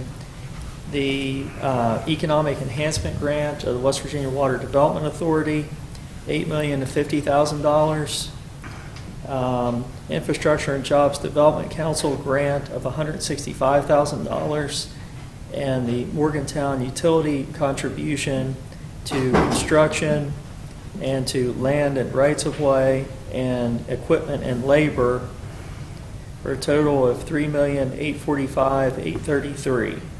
So those are the costs of the project and the sources of funding. Then the supplemental resolution fills in the gaps from the bond ordinance from information. We didn't have the results of the bidding at that time and the final funding sources in terms of the bonds. But now that we have that, the supplemental resolution provides the remaining approvals, that $33,489,214 bond amount at 1.75%, 0.25% administrative fee, the B bond of $500,000. Again, that's like a grant, forgivable loan. Approving the mayor, city manager to sign stack of closing documents that I've got out in the breezeway there. Appointing United Bank as registrar. They essentially just keep the registry of ownership of the bonds. Appointing the bond commission as the paying agent, so all the payments are made to the bond commission. It's an automated process from Morgantown Utility Board accounts, and then they pay the bondholder, which will be West Virginia Water Development Authority.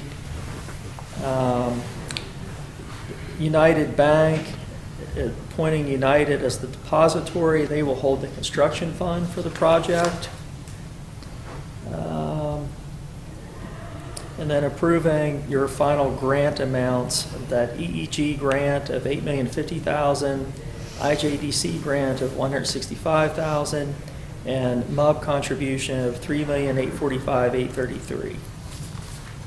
So the supplemental resolution would approve those items. Happy to try to answer any final questions. This will be the last official action relative to that project, aside from requisitioning. If I would just like to say that this project did come in way over budget. A lot of projects are due by being dedicated by the end of this year, and so that was a real challenge with the number of people that could do it.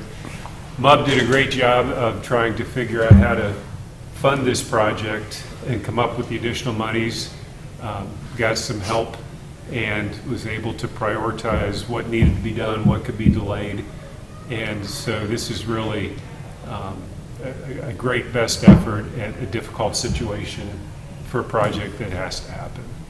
And so I don't know if MUB, if anybody else would like to kind of add to that, just on a high-level overview, but appreciative that we were able to get it done.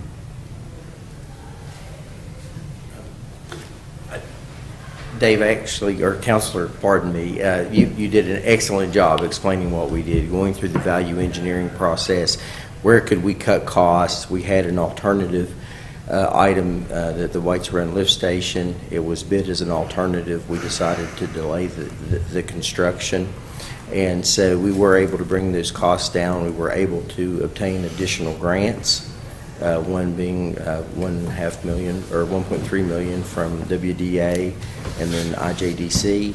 So between the additional grants and the cuts that we made, or I'm going to call them more delays than anything else because they will come, we were able to get the project funded and to move it forward.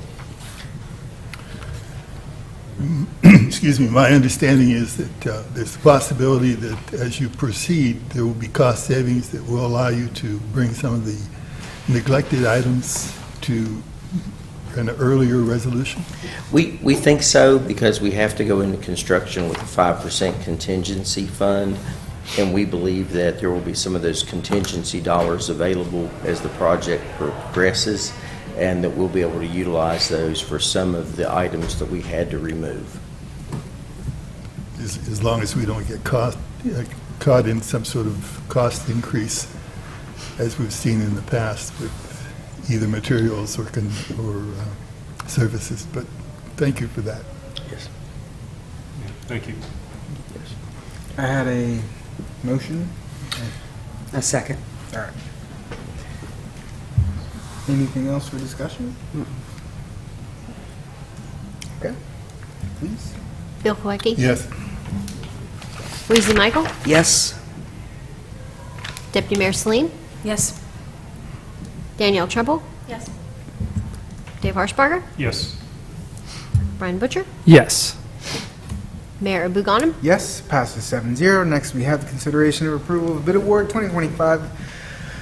06, Fleagle Dam and Reservoir Bridge and Trails Project.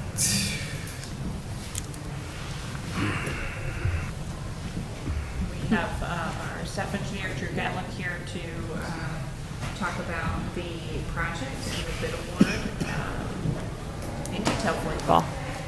Yeah, of course. And Damian Davis. Director of Engineering and Public Works as well. Hi, I'm Drew Gatton, staff engineer for the city of Morgantown. Thanks for having me up here. Good to see y'all. It's the first meeting I've been to with the new digs, so it looks good. You all look great. Super excited again for this project. Thanks to the two folks from the community that came out to speak as well. We did get a single bid in, so at least we got one. It was slightly over budget, and in the attachment that we gave to you all describing it, we just let you know that we have been value engineering, that's the word of the day, this project into budget. It is still slightly over budget as presented to you now, but we have been working on reducing the uncertainty of the project, and we've got lots of opportunities to save additional dollars that we're planning to employ as we move forward, if you all allow us to move forward, and we'll award this contract. The contractor that bid on the project is about as qualified as they come for the project, so that is excellent. They have a very good reputation around the world for doing trail work, and they are a large enough trail contractor that does bridge work as well. So it's a rare combination. We think that they're very well qualified, and that we will be able to get this under budget as we are moving forward. Happy to answer any questions about the project in general or the bid specifically. Wait, I thought you all were going to say move to approve and then ask your question. Move to approve. There's one. Second. Okay, now go ahead. Now whoever would like to. Well, yeah, we had the invitation to ask to just see what he knew, but I'm curious to know, it's unusual only to have one contractor. Why is that? In terms of one bidder? Yes. Yeah. It is an unusual project. This is the first time the city has bid out a trail project. It was also a little bit of a Goldilocks project in terms of, I mentioned there's not a lot of trail contractors that would be qualified to do the trail construction, that would be also big enough to do the bridge construction as designed in the bidding documents. So it was fortunate that we got any bids at all.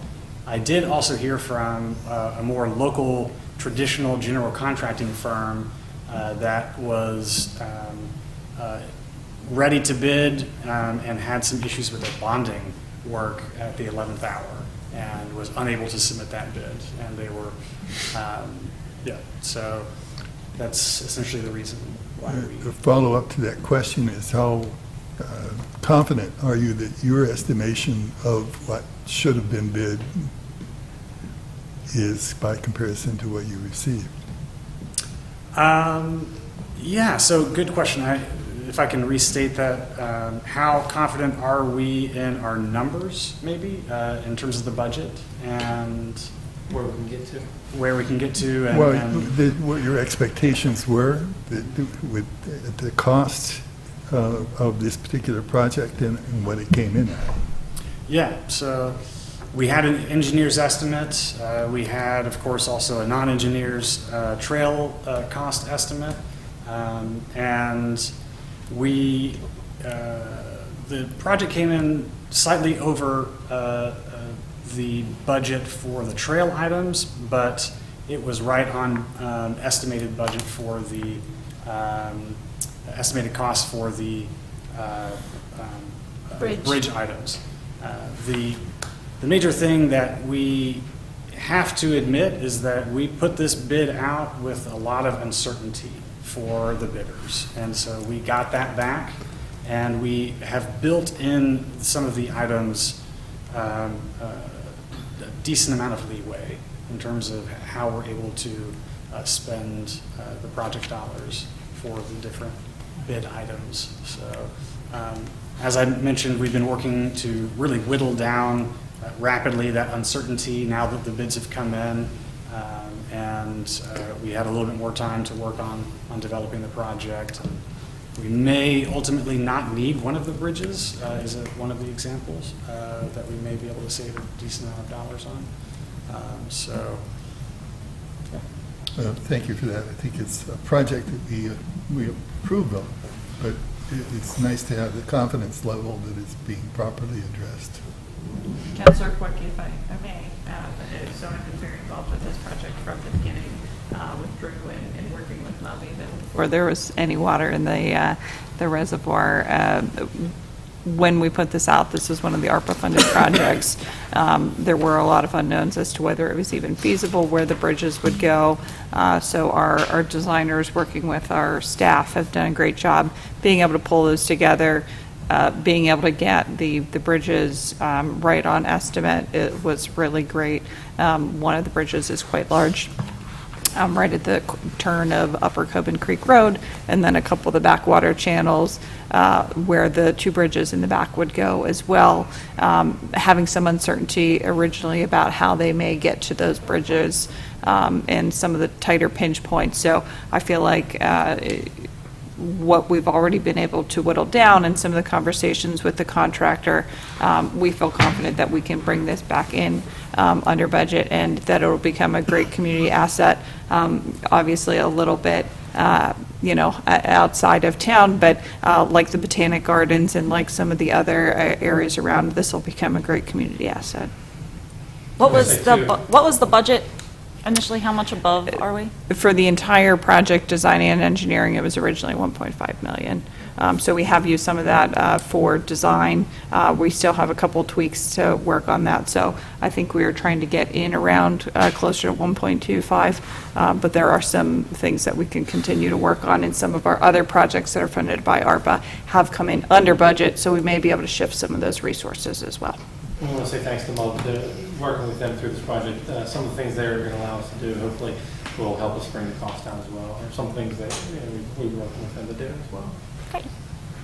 And thanks for pointing that out. I think it's another great example of a good working relationship the city has with MUB.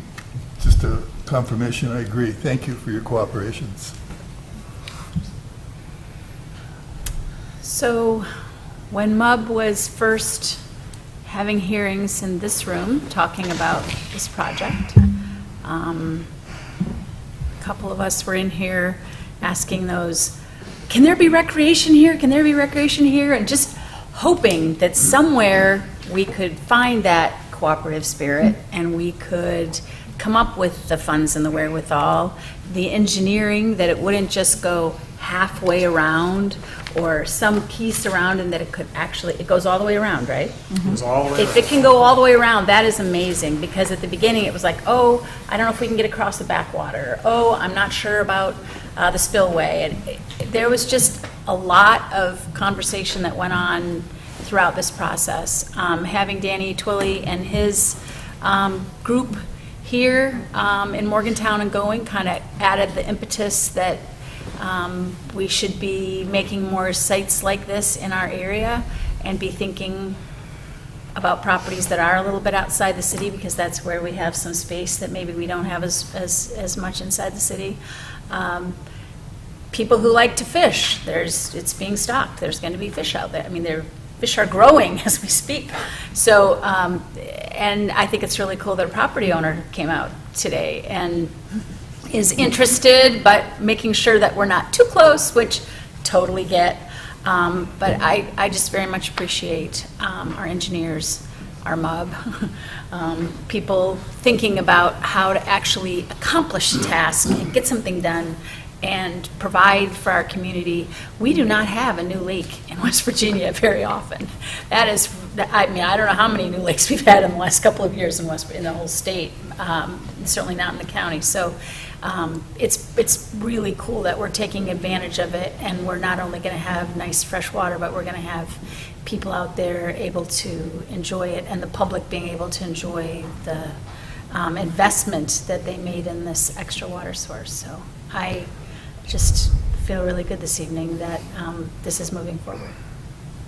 And in addition to the cooperation between the city and MUB, Bo Park has been a part of this and will take Yes. over management Yes. of the Yes. facility. Good So point. And shame on me on the Boat Park Board not mentioning that while I'm It's, just drilling out everybody else. there's a lot of hands involved, and Yes. it was a learning process, and it took a little time to get moving, but it's really great where we've gotten to and the possibility of having this. So thank you for all of your work and MUB's cooperation. I know it's been a lot of work, years of work. Been a long time coming, for sure. Yeah. So, yeah, congratulations to So- everybody for moving this forward, I hope. Don't get ahead of yourself, Drew. Yeah, if you do, if you do. I don't think so, no problem. Choose to move this forward, we have, the contractor, last we spoke, they may mobilize and begin work as soon as December. So, yeah.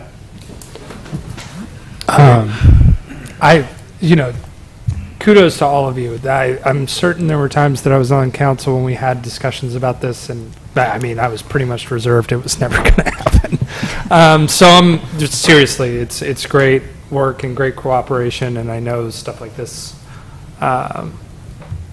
it takes a lot of dedication. So I appreciate everybody's involvement, MUB, the city, Drew, Damien, everybody. So I did have a question, maybe more for MUB. Has the drought affected any of the plans that we have here? I know we've been had some extreme drought this year. I didn't know if that has had any effect on some of the things that we were doing out here, or the reservoir in general. It won't have any effect on anything to do with this project. Yes, the drought, we've managed the reservoir to keep the emergency amount of water in it, and we haven't been we're seeing it slowly climb. Good. Okay. Thank you. For the project, the drought actually helps Helps the with- installation of the gonna bridges. say. I'm The water gets sure, lowered. we always want to make sure that the reservoir is first and foremost a primary drinking water source. But actually, during construction, we would welcome drought-like conditions because it makes putting in abutments for bridges significantly easier. Maybe Yeah. cheaper. But let's not hope for drought, though. Yeah, that's one of the things that, uncertainties that we were able to, Well, get him in there. water's still down. Get him in there pretty good. quick before it goes Yeah. up, because it's raining. I believe that based on science, now that we've said something, Yeah. it's have nothing but rain for the next few weeks. Yeah, snow. All right. It's supposed to snow. Thank you guys for all your hard work on this. Thank you so Really much. appreciate it. All parties. Thank you. Bill Kolecki. Yes. Reese Michael. Yes. Deputy Mayor Celine. Yes. Danielle Trumbull. Yes? Dave Harshbarger. Yes. Brian Butcher. Yes. Mayor Abu Ghanem. Yes, passes 7-0. On to the consideration of approval of a bid award 2025-05 Rapid Response Pedestrian Improvement Project. And Drew, you coming back down? Another extremely exciting project. Another thank you to a lot of different stakeholders, many of whom are all of you, for helping to steer this project and fund this project and entrust in us. Taking the chance of historic sidewalk investments. I know you all have been asking for pedestrian improvements, sidewalk investments for a long time. Sorry it took so long. I think it was against the name of our project. a little bit. Yeah, I wish these were slightly more rapid than they have been, but we did initially promise projects in every single ward. This set of projects does not exactly meet that, but we have seen sidewalk investments in every ward over the past few years, and we will definitely be continuing to give you more proposals as this year goes on. So this project fortunately came in just under budget. However, we don't have as much of a contingency sort of buffer as we may like, so we're still looking to do some value engineering. New contractor for us, Lake Crest. That'll be always good to get new people bidding on city projects. So love to see the development of the industry. Yeah, happy to answer any questions about it. Move to Move to approve. approve. Second. Can I jump in real quick? Jump in as long as. Just real quick. Yes. There's been so many pedestrian projects. Does this have anything to do with Pierpont and University Town Center crossing area? That question was brought earlier, that's why. Pierpont and University. Oakland Street. Street. The continuation across Yes. towards Pierpont. Yeah, so initially, we had spoken to you all about only doing the one connection on the one side. On the near Heflin side? Allstate, on the McDonald's at Evansdale side. Yeah. And now this project has a sidewalk continuing on both sides of the street. Yeah, I as thought it was should be. Some reconfiguration of the Harding intersection, the Harding and Oakland intersection, to slow down traffic entering over there. And When so- might that happen? Say we approve this. Likely in spring. Yeah. We haven't talked to the contractor to see how fast they can. That neighborhood has been asking for so long, just that little chunk of sidewalk. Little stretch. Yeah, we'll definitely still need to work with that property owner there.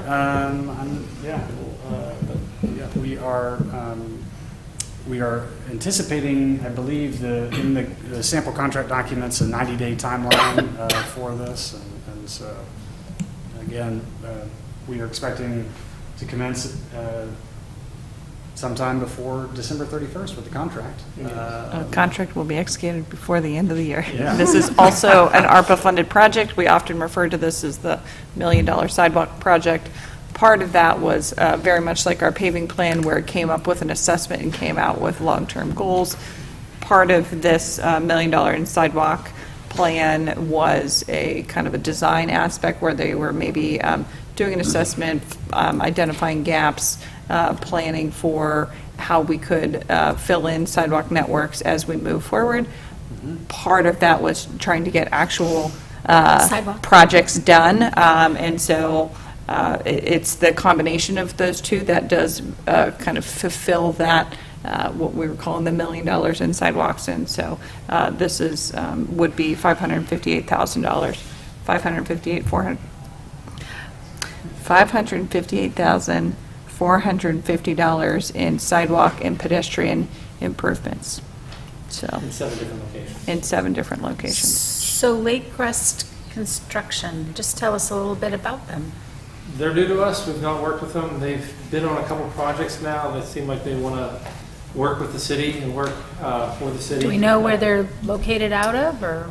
Fairmont, and they were founded in 2021, I believe. So a pretty new corporate entity, but they have. Started out in like construction, like homes, higher end housing, fancy concrete work, driveways, things like that. So do they have experience I think doing, this making is mostly pedestrian concrete. improvements? Pardon? This is mostly concrete, so I think they're well suited for that.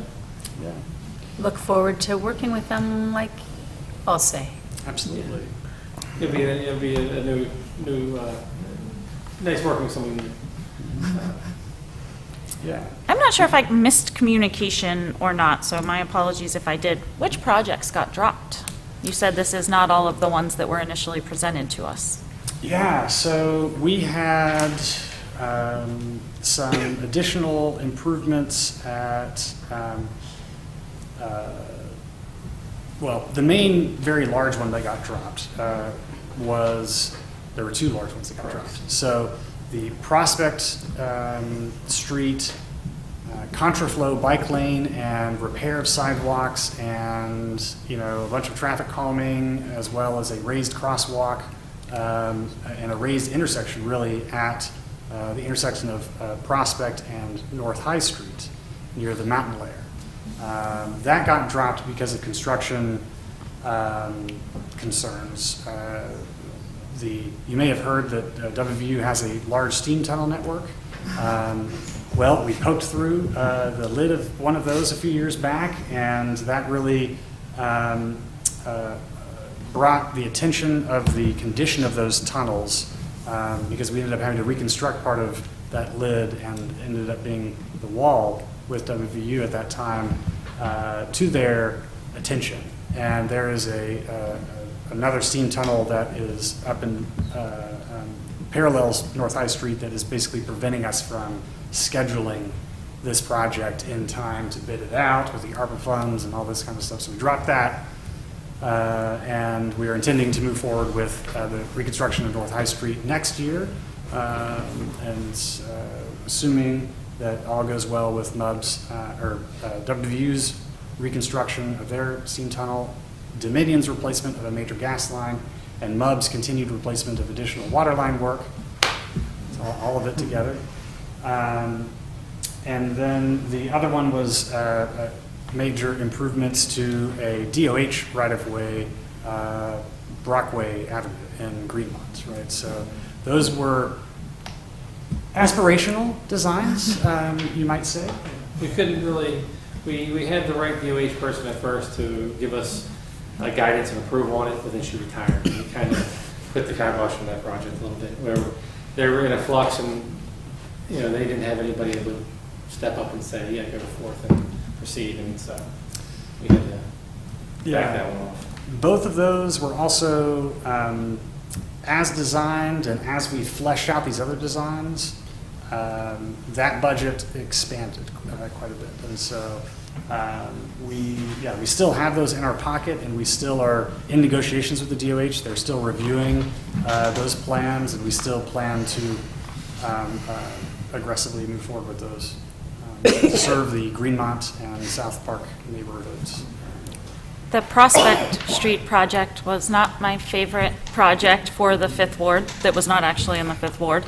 Just kind of touched the Fifth Ward. But that means now our only project is no longer on the plan. So I would just like to remind everyone that Fifth Ward needs sidewalks too, especially prioritization of the Richwood sidewalk, because a lot of people use that between downtown and Woodburn and Jerome Park, and it is crumbling and failing, and I've had many neighbors fall, and we need to do something about that area along Whitmore Park, especially since a car just ran over it.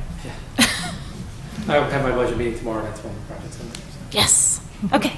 I'll be quiet then. Thank We've you. got big gaps on Richwood too as well that we would love to fill. And absolutely. Yeah. So this is just the first iteration. This is just the first iteration. And last we need to do it quickly because it's ARPA funds. Yes. And just get ready, because last I heard the total project budget for sidewalks that we need is $500 million. Oh. It's a big number. Yeah. So what are we asking for next year? Just maybe 200 million. Go half. Yeah. Wherever we can get the money. So, other questions about these projects? Hey, you did a great job. Thank you. Thank you. I like the Dorsey Avenue one. The bump out and the lighting for the crosswalk. Sorry about Fifth Ward. First Ward's very excited. Sounds like something's coming though. Something's in the pipeline. The Fifth Ward one wasn't actually in Fifth Ward anyways. Drew just threw us a bone and said it was Fifth Ward, but it really only touched Fifth Ward. There was supposed to be one in every ward. We weren't getting one. Yeah, please. Bill Koecki? Yes. Weezy Michael? Yes. Deputy Mayor Celine? Hell yes. Language. Danielle Trumbull? Yes. Dave Harshbarger? Yes. Brian Butcher? Yes. Mayor Buganim? Yes. Passes 7-0. I lost my place. There we are. Consideration of approval of bid award 2025-07 asbestos abatement and demolition of 1231 Montrose Avenue. And who do we? Mayor, I can describe this item. This is a resolution for council to authorize the award of this demolition project. It's a residential structure that's been condemned on Montrose Avenue. The expected funding source is the city's allocation from the West Virginia Department of Environmental Protection Dilapidated Properties Program. And so the project will be awarded upon delivery of all the necessary program documents to DEP and confirmation by DEP that the project can move forward. The resolution will authorize city staff to take those steps. And recommend council approve. Move to approve. Second. All right. Is there asbestos identified at the property, or is this just to figure out if there is asbestos? I believe there is asbestos identified, and the city had Sierra and Associates do the testing. There That was so that was identified. included in the documents to interested bidders. Okay, so there was, I'm sorry, I didn't hear you. believe yes. Okay.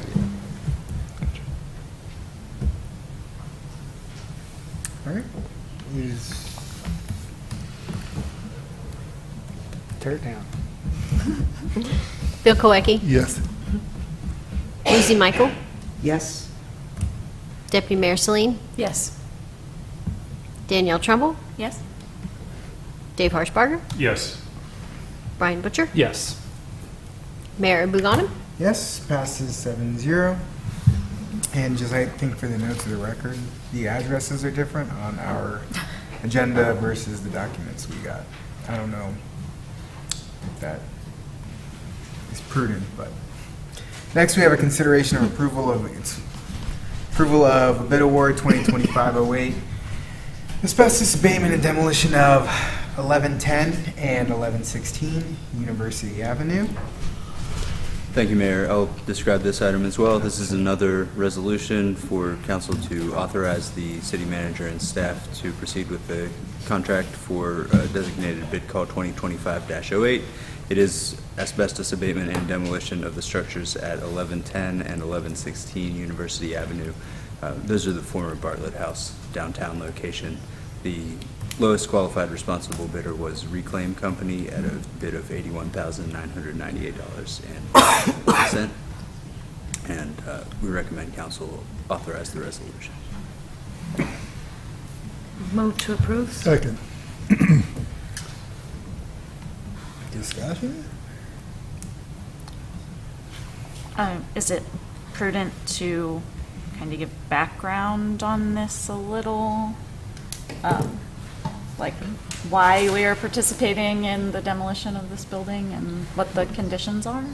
Yes, I would be happy to do that. City's code enforcement has inspected the property with the consent of the owner, Bartlett House Incorporated, and condemned the structure. It is in need of demolition based on structural conditions. The city is in the process of working with the owner to try to make sure that this demolition results in an appropriate redevelopment for that parcel. Those details are not finalized yet, and this resolution does not bind the city to move forward with the demolition contract, so that while the city staff will be authorized to proceed with this award, they'll have the leeway to make sure that any necessary security is in place to make sure that ideally the demolition is helpful to productive use of that property. Thank you.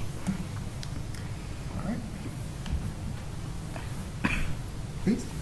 Bill Koecki? Yes. Lucy Michael? Yes.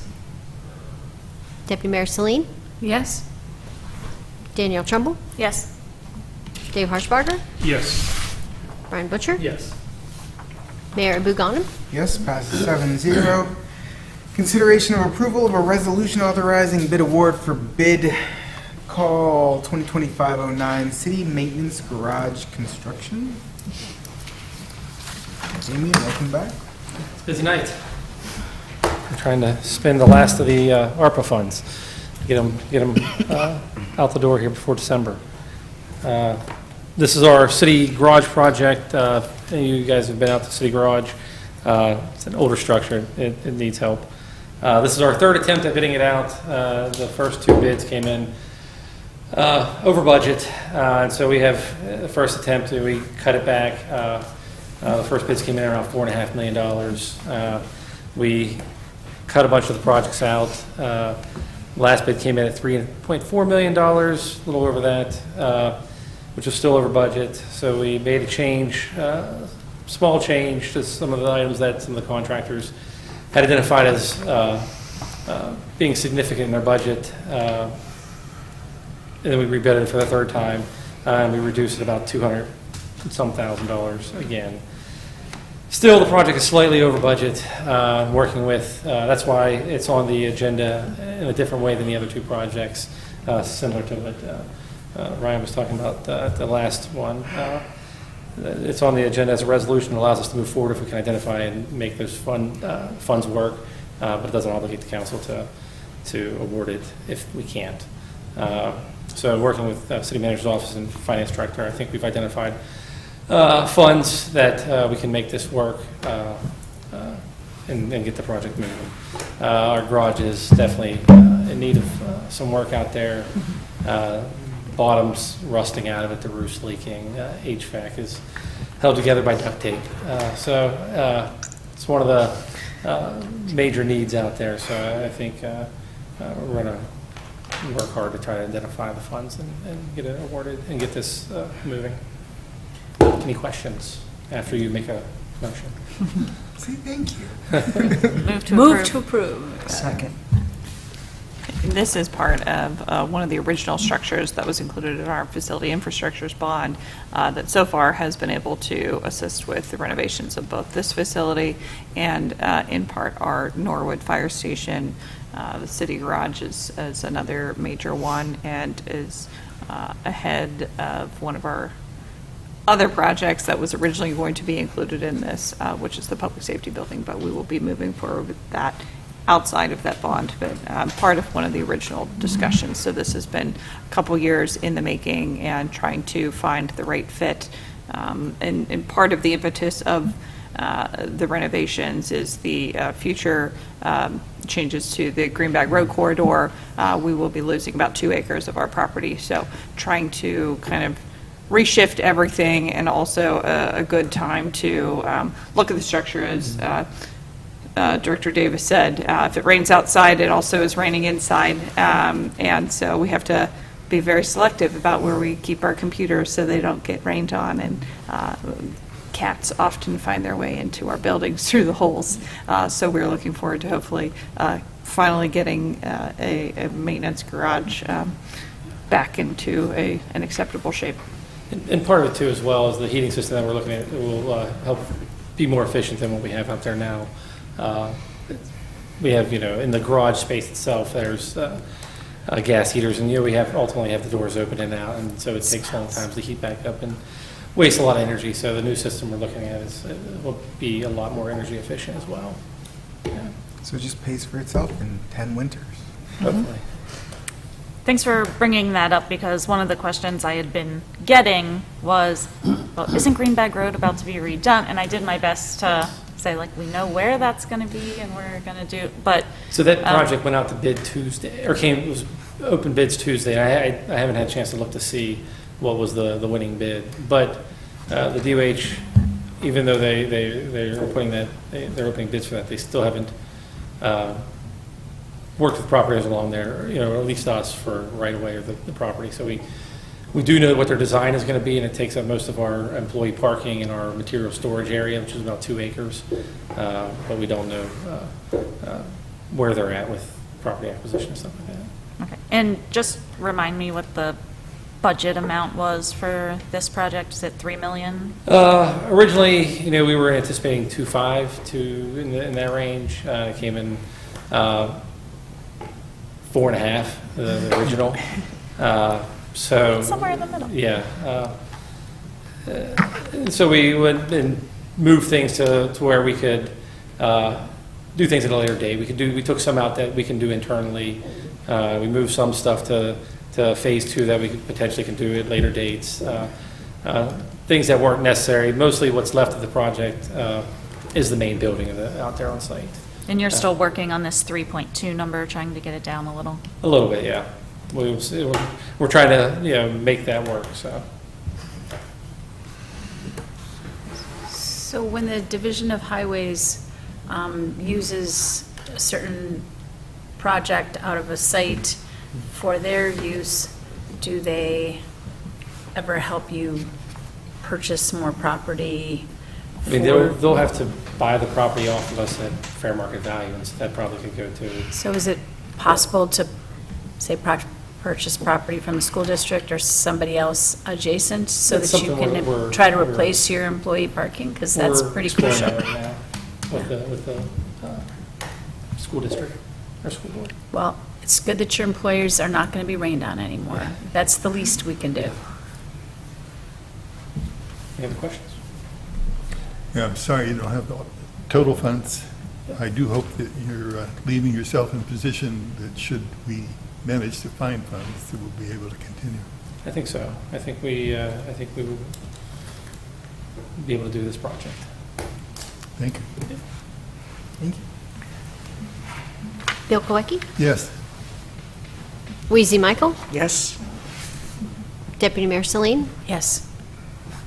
Danielle Trumbull? Yes. Dave Harshbarger? Yes. Brian Butcher? Yes. Mayor Buganim? Yes, passes 7-0.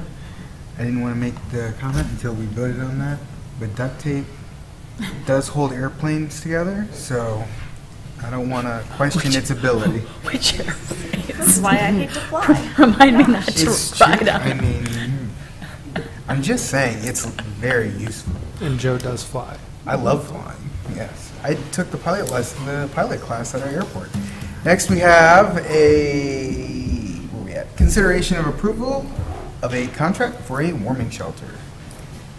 Thank you, Mayor. So earlier this summer, we had put out an RFP for an operator for an extreme weather shelter for this 24-25 season. We didn't get initial responses at that time. There was a few organizations that were in flux, but we have since then been working with Catholic Charities to see if they had an interest, since they were taking over the emergency triage shelter, if they would be interested in kind of expanding their services to include a shelter, a cold weather shelter for the winter. They have submitted a proposal to us for how they may do that. Representatives from the city, county, who is a partner in funding this, and Hazel's House of Hope, where it will be located, were able to review the application and identify funding that they could put towards this. So the city and county the county approved it at their meeting earlier today for a funding level of up to $40,000, which would be what the city, we're proposing to council to consider tonight, for a total of $80,000 funding towards a shelter run by Catholic Charities. I believe Councilor Trumbull said that should accommodate about 22 additional individuals over the winter. This would be a 8 p.m. to 8 a.m. daily shelter from December 15th to March 15th. And there's a few stipulations provided with these funds, primarily priority for utilization of the shelter for Mon County residents, since it is being funded solely by Morgantown and the Mon County, ensuring individuals are registered into HMIS, which is the system used to kind of help unsheltered individuals throughout our community and help prioritize them and get them into housing. And then just providing regular reporting back to us. So if there's specific questions, both Mayor Abuganim and Councilor Trumbull were part of the evaluation committee, and I'd be happy to answer any questions you may have after a motion. Move to approve. Second. I think it's important to recognize that this is not weather-related, this is strictly time-related. Correct. It could What'd be you say, 70 degrees in January, and this will still be open. This was something that has been, prior to 2020, a lot of the shelters were more weather-based, extreme weather-based. We had a lot more organizations that were willing to help. COVID kind of put a, I guess, stop for that winter, and then things had kind of shifted since then. And so working with the organizations, that was their request, that it be daily, and it just helps them operate, get staff, trained staff, and cover more. So this does cover that daily from that December 15th to March 15th timeframe. Is this just, didn't we last year do Morgantown and Mon County only, or Preston County? Is I this- believe last year might have been Mon, Preston, and Taylor County. Okay, so are we still going to do those three this year? It is or- a priority to Monongalia County residents. We do not define what that is. We are allowing the organization, Catholic Charities, who would be running that to determine what that meant and what priority meant. So we don't want to provide too much information on them to run a shelter. We would like somebody to run a shelter, and this is the only group at this point who has responded, but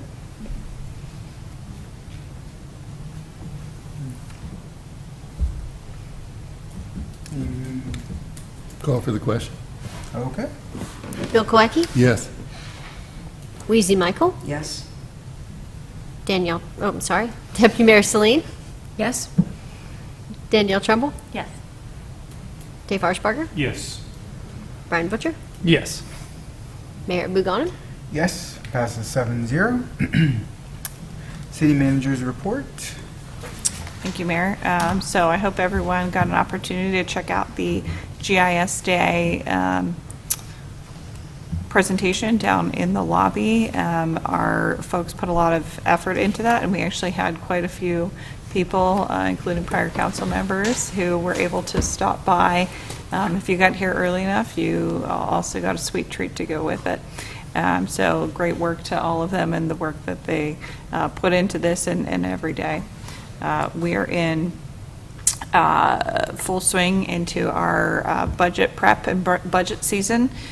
So this whole week we've been meeting with our department directors, reviewing existing and/or proposed positions, as well as other capital requests. As Director Davis mentioned earlier today, some of those capital requests that we'll be talking about, Council has also each received a survey. I have gotten responses back from over half of you, so thank you to those who've gotten that, but anyone else who wants to get some information and that we can work through the budget process, we'd love to hear from you before January when we would have workshops. Our engineering and public works is also prepping. It is going to be quite cold tonight, and prepping for that winter weather. I personally hope it never snows, but that's not up for me to decide. But we do have plows on our trucks.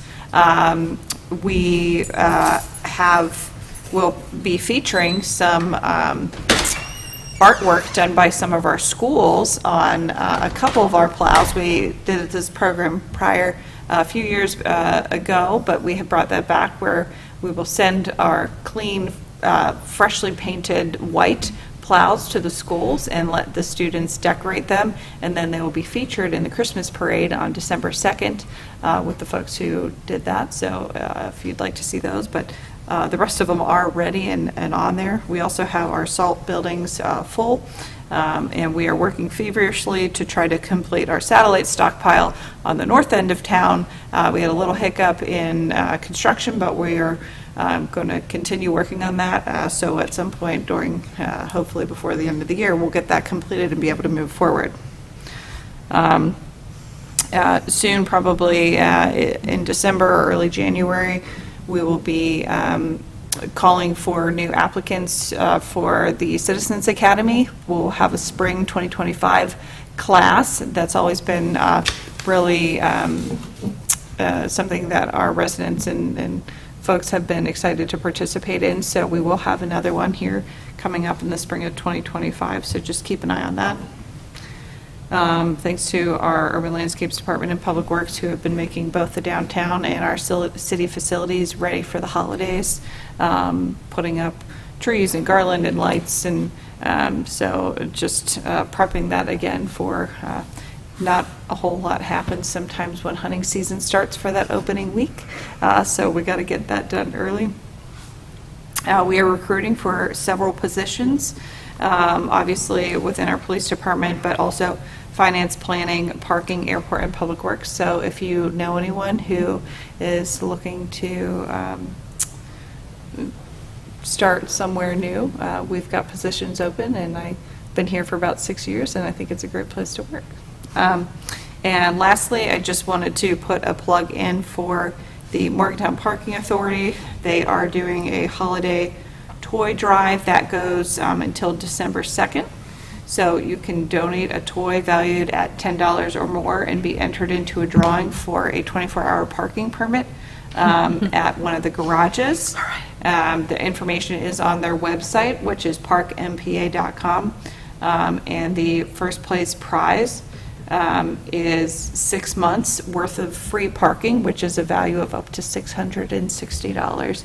And there's second and third place prizes as well. So if you park downtown or just want to have a somewhere to park, if you're coming to wine and dine downtown or in the wharf, great to have that opportunity for a parking pass. So $10 toy goes to a good cause, and you can have free parking. That's all I have for tonight. Thank you. The city clerk. Thank you, Mayor. So a few weeks ago, we had entry-level firefighter agility exams, and 15 candidates passed, so they will be taking our written exam on December 5th. So we're looking forward to getting a nice group of folks who will be on our list for the Fire Civil Service Commission for when we have open positions. Also, on November 6th, 7th, and 8th, we had fire promotional exams for chief, captain, and lieutenant. And so once the 5-day review period is over and medical exams have been completed, then we will be able to announce who got those positions. And so we're excited about those promotions as well. I'll let you all know as soon as we know.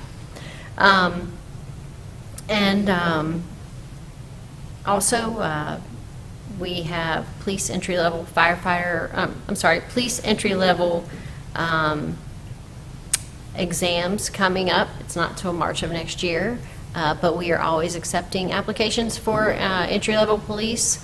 A quick way of finding the link on our website to apply to be a police officer is to go to our website at morgantownwv.gov and hover over departments. Click on police department, and then there is a button right at the top that says apply now. So it's quick and easy. We need police officers terribly, so we encourage folks to share that information and spread the word so that we can get some good folks in here to take the exam in March of next year. And that concludes my report. City Attorney. Thank you, Mayor. Council awarded tonight several construction and demolition contracts. We'll be supporting the staff working on those projects and getting those documents together, otherwise helping them manage the project. I don't believe I have anything else to report tonight. All right. We'll start. My side too.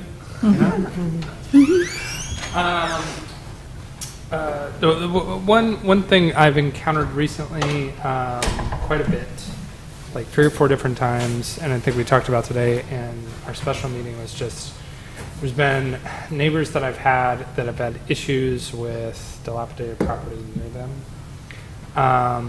like next door, and those issues like going unresolved for a really long time. One of them did get resolved, and I appreciate that, but I think possibly we need to see if there's more that we can do to kind of force people's hands, because some of them seem to be going on for quite a long time.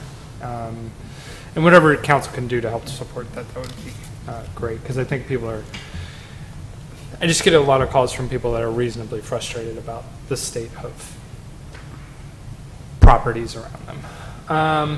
And we're demolishing some tonight. Well, approving bids to get some demolished tonight, so I appreciate that. The other thing I wanted to bring up was Catholic Charities is running I guess Jessica's calling it Adopt an Individual for Christmas, where you can basically get the supplies or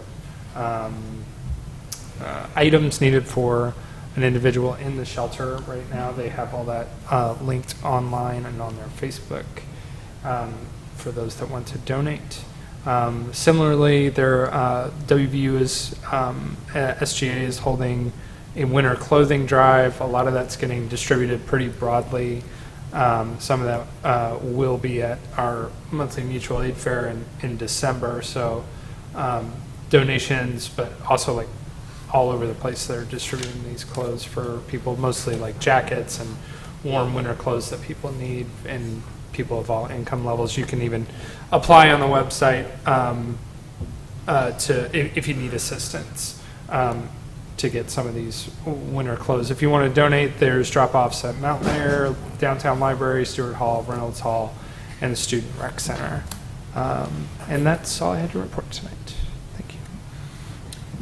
I'd like to report from 6th Ward that the new Marilla Pool project is nearly complete. The road of East Rockway is reopened, and so it connects the bottom of Hirschman around towards the Marilla Center and down to the old pool. So that's been pushed back up against the hillside to make room for parking closer to the new pool location. So you can drive that route and check it out. It looks really nice. Really excited to have that open this summer. And the lower Marilla Park area has been demolished, and like the old pool's gone, and pavilion, the slides. So it's really transforming, and it's really going to be an asset to that side of town. And also just want to invite council, city staff. We're having South Hills potluck holiday dinner. Unfortunately, it's the same evening as the Human Rights Awards dinner evening. It's from 4:30 to 6:30 at the Marilla Center. Yeah, on December 8th, Sunday. So apologies for the conflict, but that's what was scheduled a while ago. Well, we can have a progressive If you can celebration. put both in, yeah, It'll be yeah. event hopping, it'll be fun. I would just like to know the meal so I can figure out my ratio of eating. Yeah, well, potlucks are really good. Yeah, your neighborhood does a good job. Yeah, they do. Yours does too. Thank you. Those are my updates. I have just returned from Tampa, Florida, where I spent 5 or 6 days attending the National League of Cities Fall Conference. I mentioned some of the sessions I attended earlier on. I think I went to every one on homelessness, and fit in a couple of fun things while we were there, some evening events and a mobile boat tour and some walks along their version of a rail trail, their river walk. So unfortunately, I was in meetings all day, and by the time I got out in the evening, I saw no sun. So I came back with no tan from Florida, and I came back to what is going to be snow. So I'm not happy. I want to go back. I have hit the ground running since I've been back. Last night, the Woodburn Association of Neighbors met with the Mon County Development Authority and representatives of the developer for the Richwood redevelopment project, which shall now forever be known as East End Village project. I think that the neighborhood, some reactions were mixed. I think overall it was positive.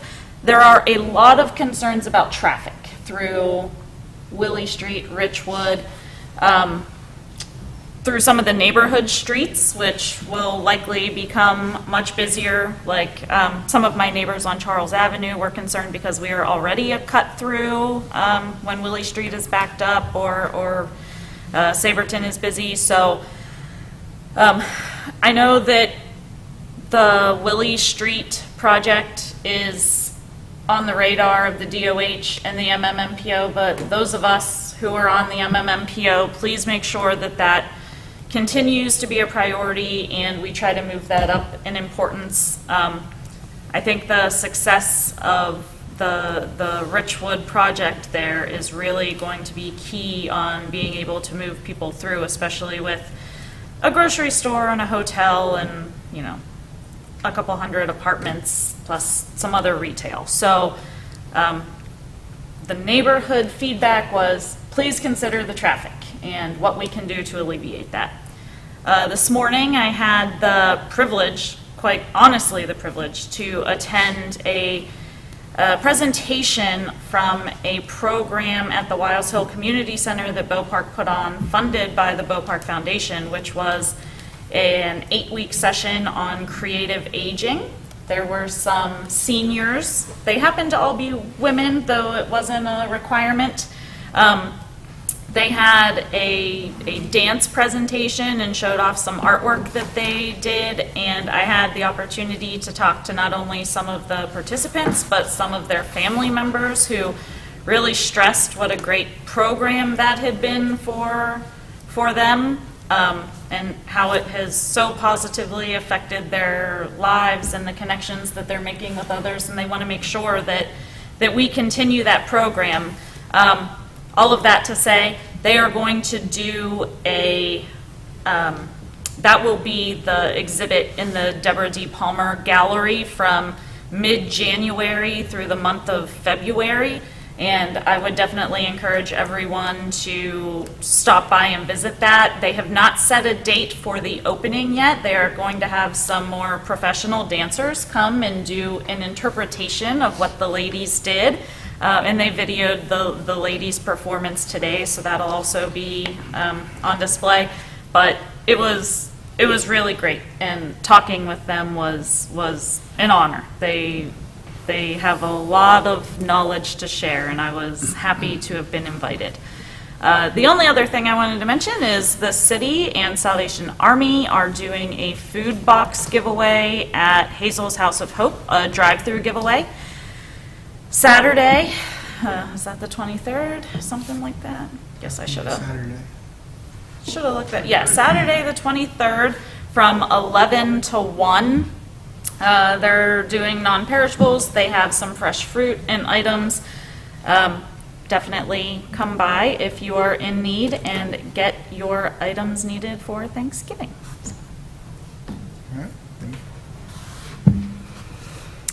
All right, well, I attended the same meeting, different sessions. I also went to Tampa and made a point of, I am on a national committee that has to do with transportation, so of course I visited, they had an airport tour, I visited the airport and looked at their, making Tampa Airport is extremely busy and is making their own version of an airport expansion, you know, kind of like ours, except for a little bit larger. And they have a fire station on site, so I looked at their set of trucks and how they organize, and they have the same delicious spaghetti smell that we have at some of our fire stations, so that was familiar. And they were having bicycle training, and they're using bicycles at various locations for public safety officers, not just firefighters, but of other types, and they were having a big training session on bicycles. And they're very welcoming, and I got their card, so if we have any questions when we're working on our, particularly the firefighting portion, but they're also trying all different ways of getting people. In Pittsburgh, if you notice, there's a lot of trying to get into the airport. There's lines and lines and lines. They'll allow you to get into the airport, and then as you go into the different sections, they'll check your ID, and then they will run you through security closer to the gate and not make such a huge line at the beginning. So it just was interesting to see how people organize their airports in different ways. They were also very specific about where Ubers could drop you off or pick you up at the airport. Well, they have separate places for people who have a roller bag and people who are going through baggage. So if you're going to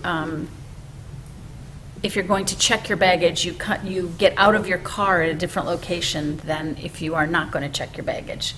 And they call it express at the location where where you walk in with your roller bag that you're not going to check. So it's really efficient how they think of things and specific, and you better pay attention to what you're doing or you're in trouble. They're actually very nice about it. Also took a tour all around the city looking at all different pedestrian safety sites and ways that they have like a rapid response group that's an in-house group that doesn't do as much concrete work, but they are some of the things that they can do, they do in-house so that they can sometimes have something like using thermoplast or some of the other less expensive and less construction changes. They could do them within 6 weeks from inception to engineering to construction, which not very many cities do very many projects in 6 weeks. So it was kind of neat to think about what you could do to make improvements quickly. And then I think sometimes then that followed, we do that often also, where we do some bit of a project and then we're kind of testing that out and then moving toward a project that has more construction. Also during the conference, there were interesting, people were using creative meeting structures similar to when we have kind of experts at different stations, and then you could go from station to station to station. So there was an AI one, and there was somebody who was interested in the type of school project that our bond just failed for, but the specialty schools that people go to for half of a day. There was a whole table of people that were all talking about that. So it's interesting what people consider to be important and noteworthy, and how many people can fit around a table. So there might be 20 people around a table all talking about a subject, and then you would switch from table to table. But I like seeing how there can be more participation in meetings, and it's not something that's unfamiliar to us because we have used that type of structure in the past.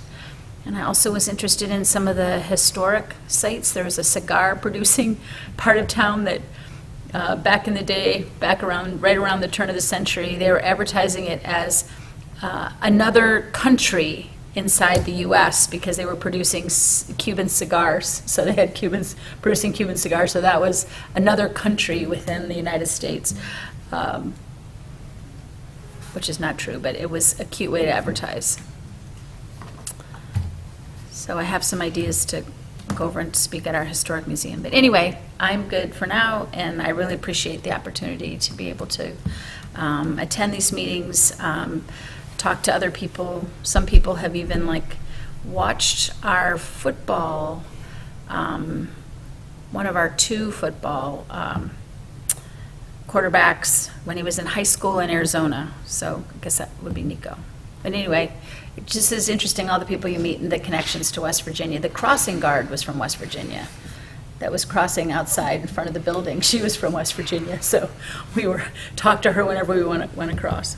Anyway, there we go. Thank you. I don't have a lot. I just want to say thank you to the Public Works. They're doing a really good job on North Street.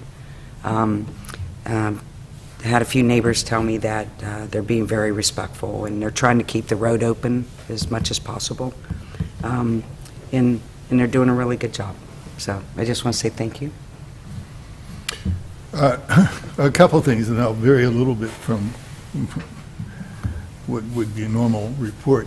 I couldn't help but notice that Ben was not in the audience today from the Dominion Post, and we certainly gave him an awful lot to write about. So, and I'm very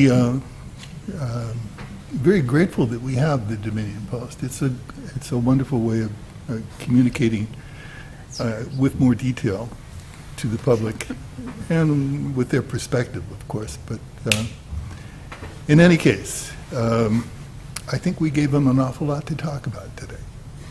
And for the most part, I'm really pleased with what we're doing, the progress we've made in this city, the way we've handled ARPA funds. There's an aside there that ARPA goes away, and Yes. I have to confess, I have my concerns about what we will be capable of doing with what funds we can expect, if any at all. It's been a benefit to the community, and I think well used by our administration, and I compliment you for that.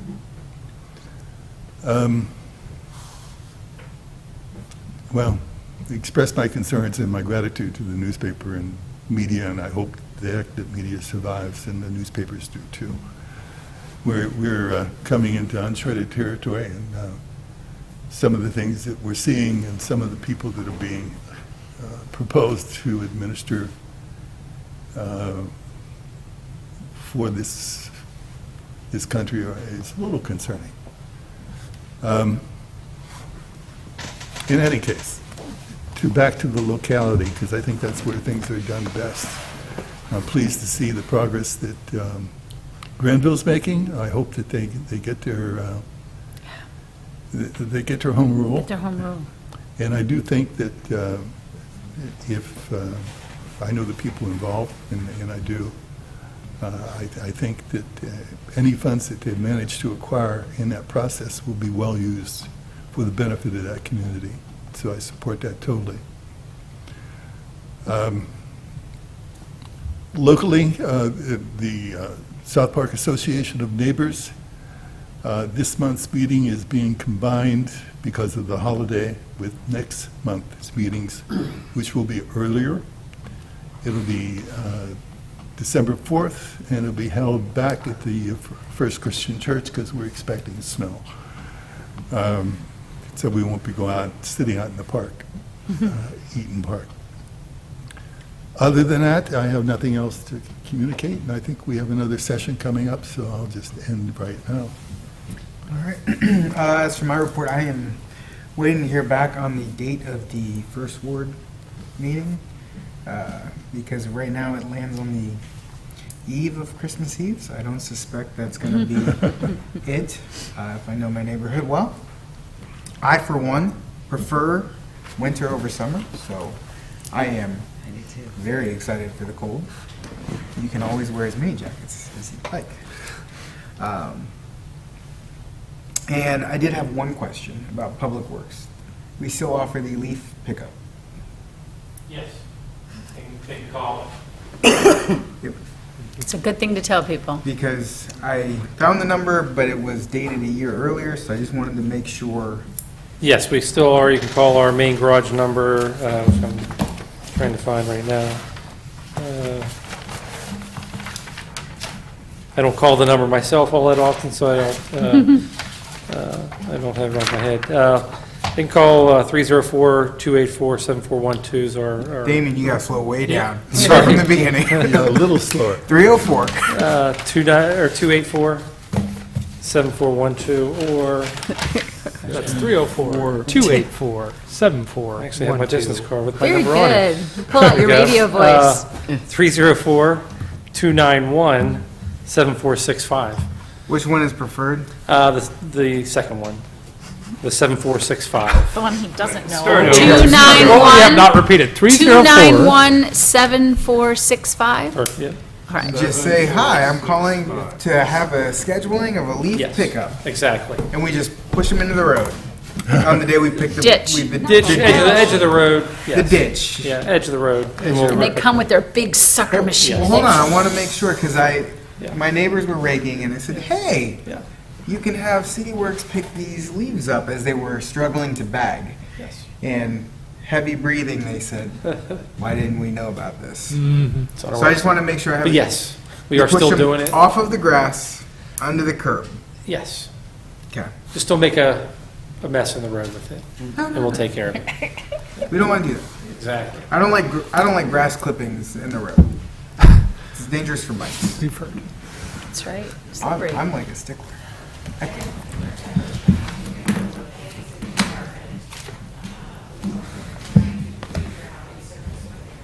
You can always call the city manager's office, and I like to think that we are like a concierge, and we will make sure we direct you to the right place. So, Carol Allen if is in always doubt, very call the helpful. city manager's office. I found the press release. I was like, there it is. Yep. But it was a year earlier, so I didn't know. That was my big question. As for reports, otherwise, I was really busy this week because we started our high school wrestling season, and we also, for those that have little ones, we offer youth wrestling from 5 to 6 on Mondays and Thursdays, and that is at no charge outside of having a USA Wrestling card. So if you want to have your little ones active, it's a great opportunity to get to know the school system and have them participate. And outside of that, I am now looking for a motion from anyone that is interested. I move that pursuant to West Virginia State Code Section 6-9A-4B12, to discuss matters protected by attorney-client privilege, we move into executive session, as well as West Virginia Code 6-9A-4B2A, to discuss matters affecting appointment or employment of public officers. Second? All right. All right. I didn't even know I ate my twigs.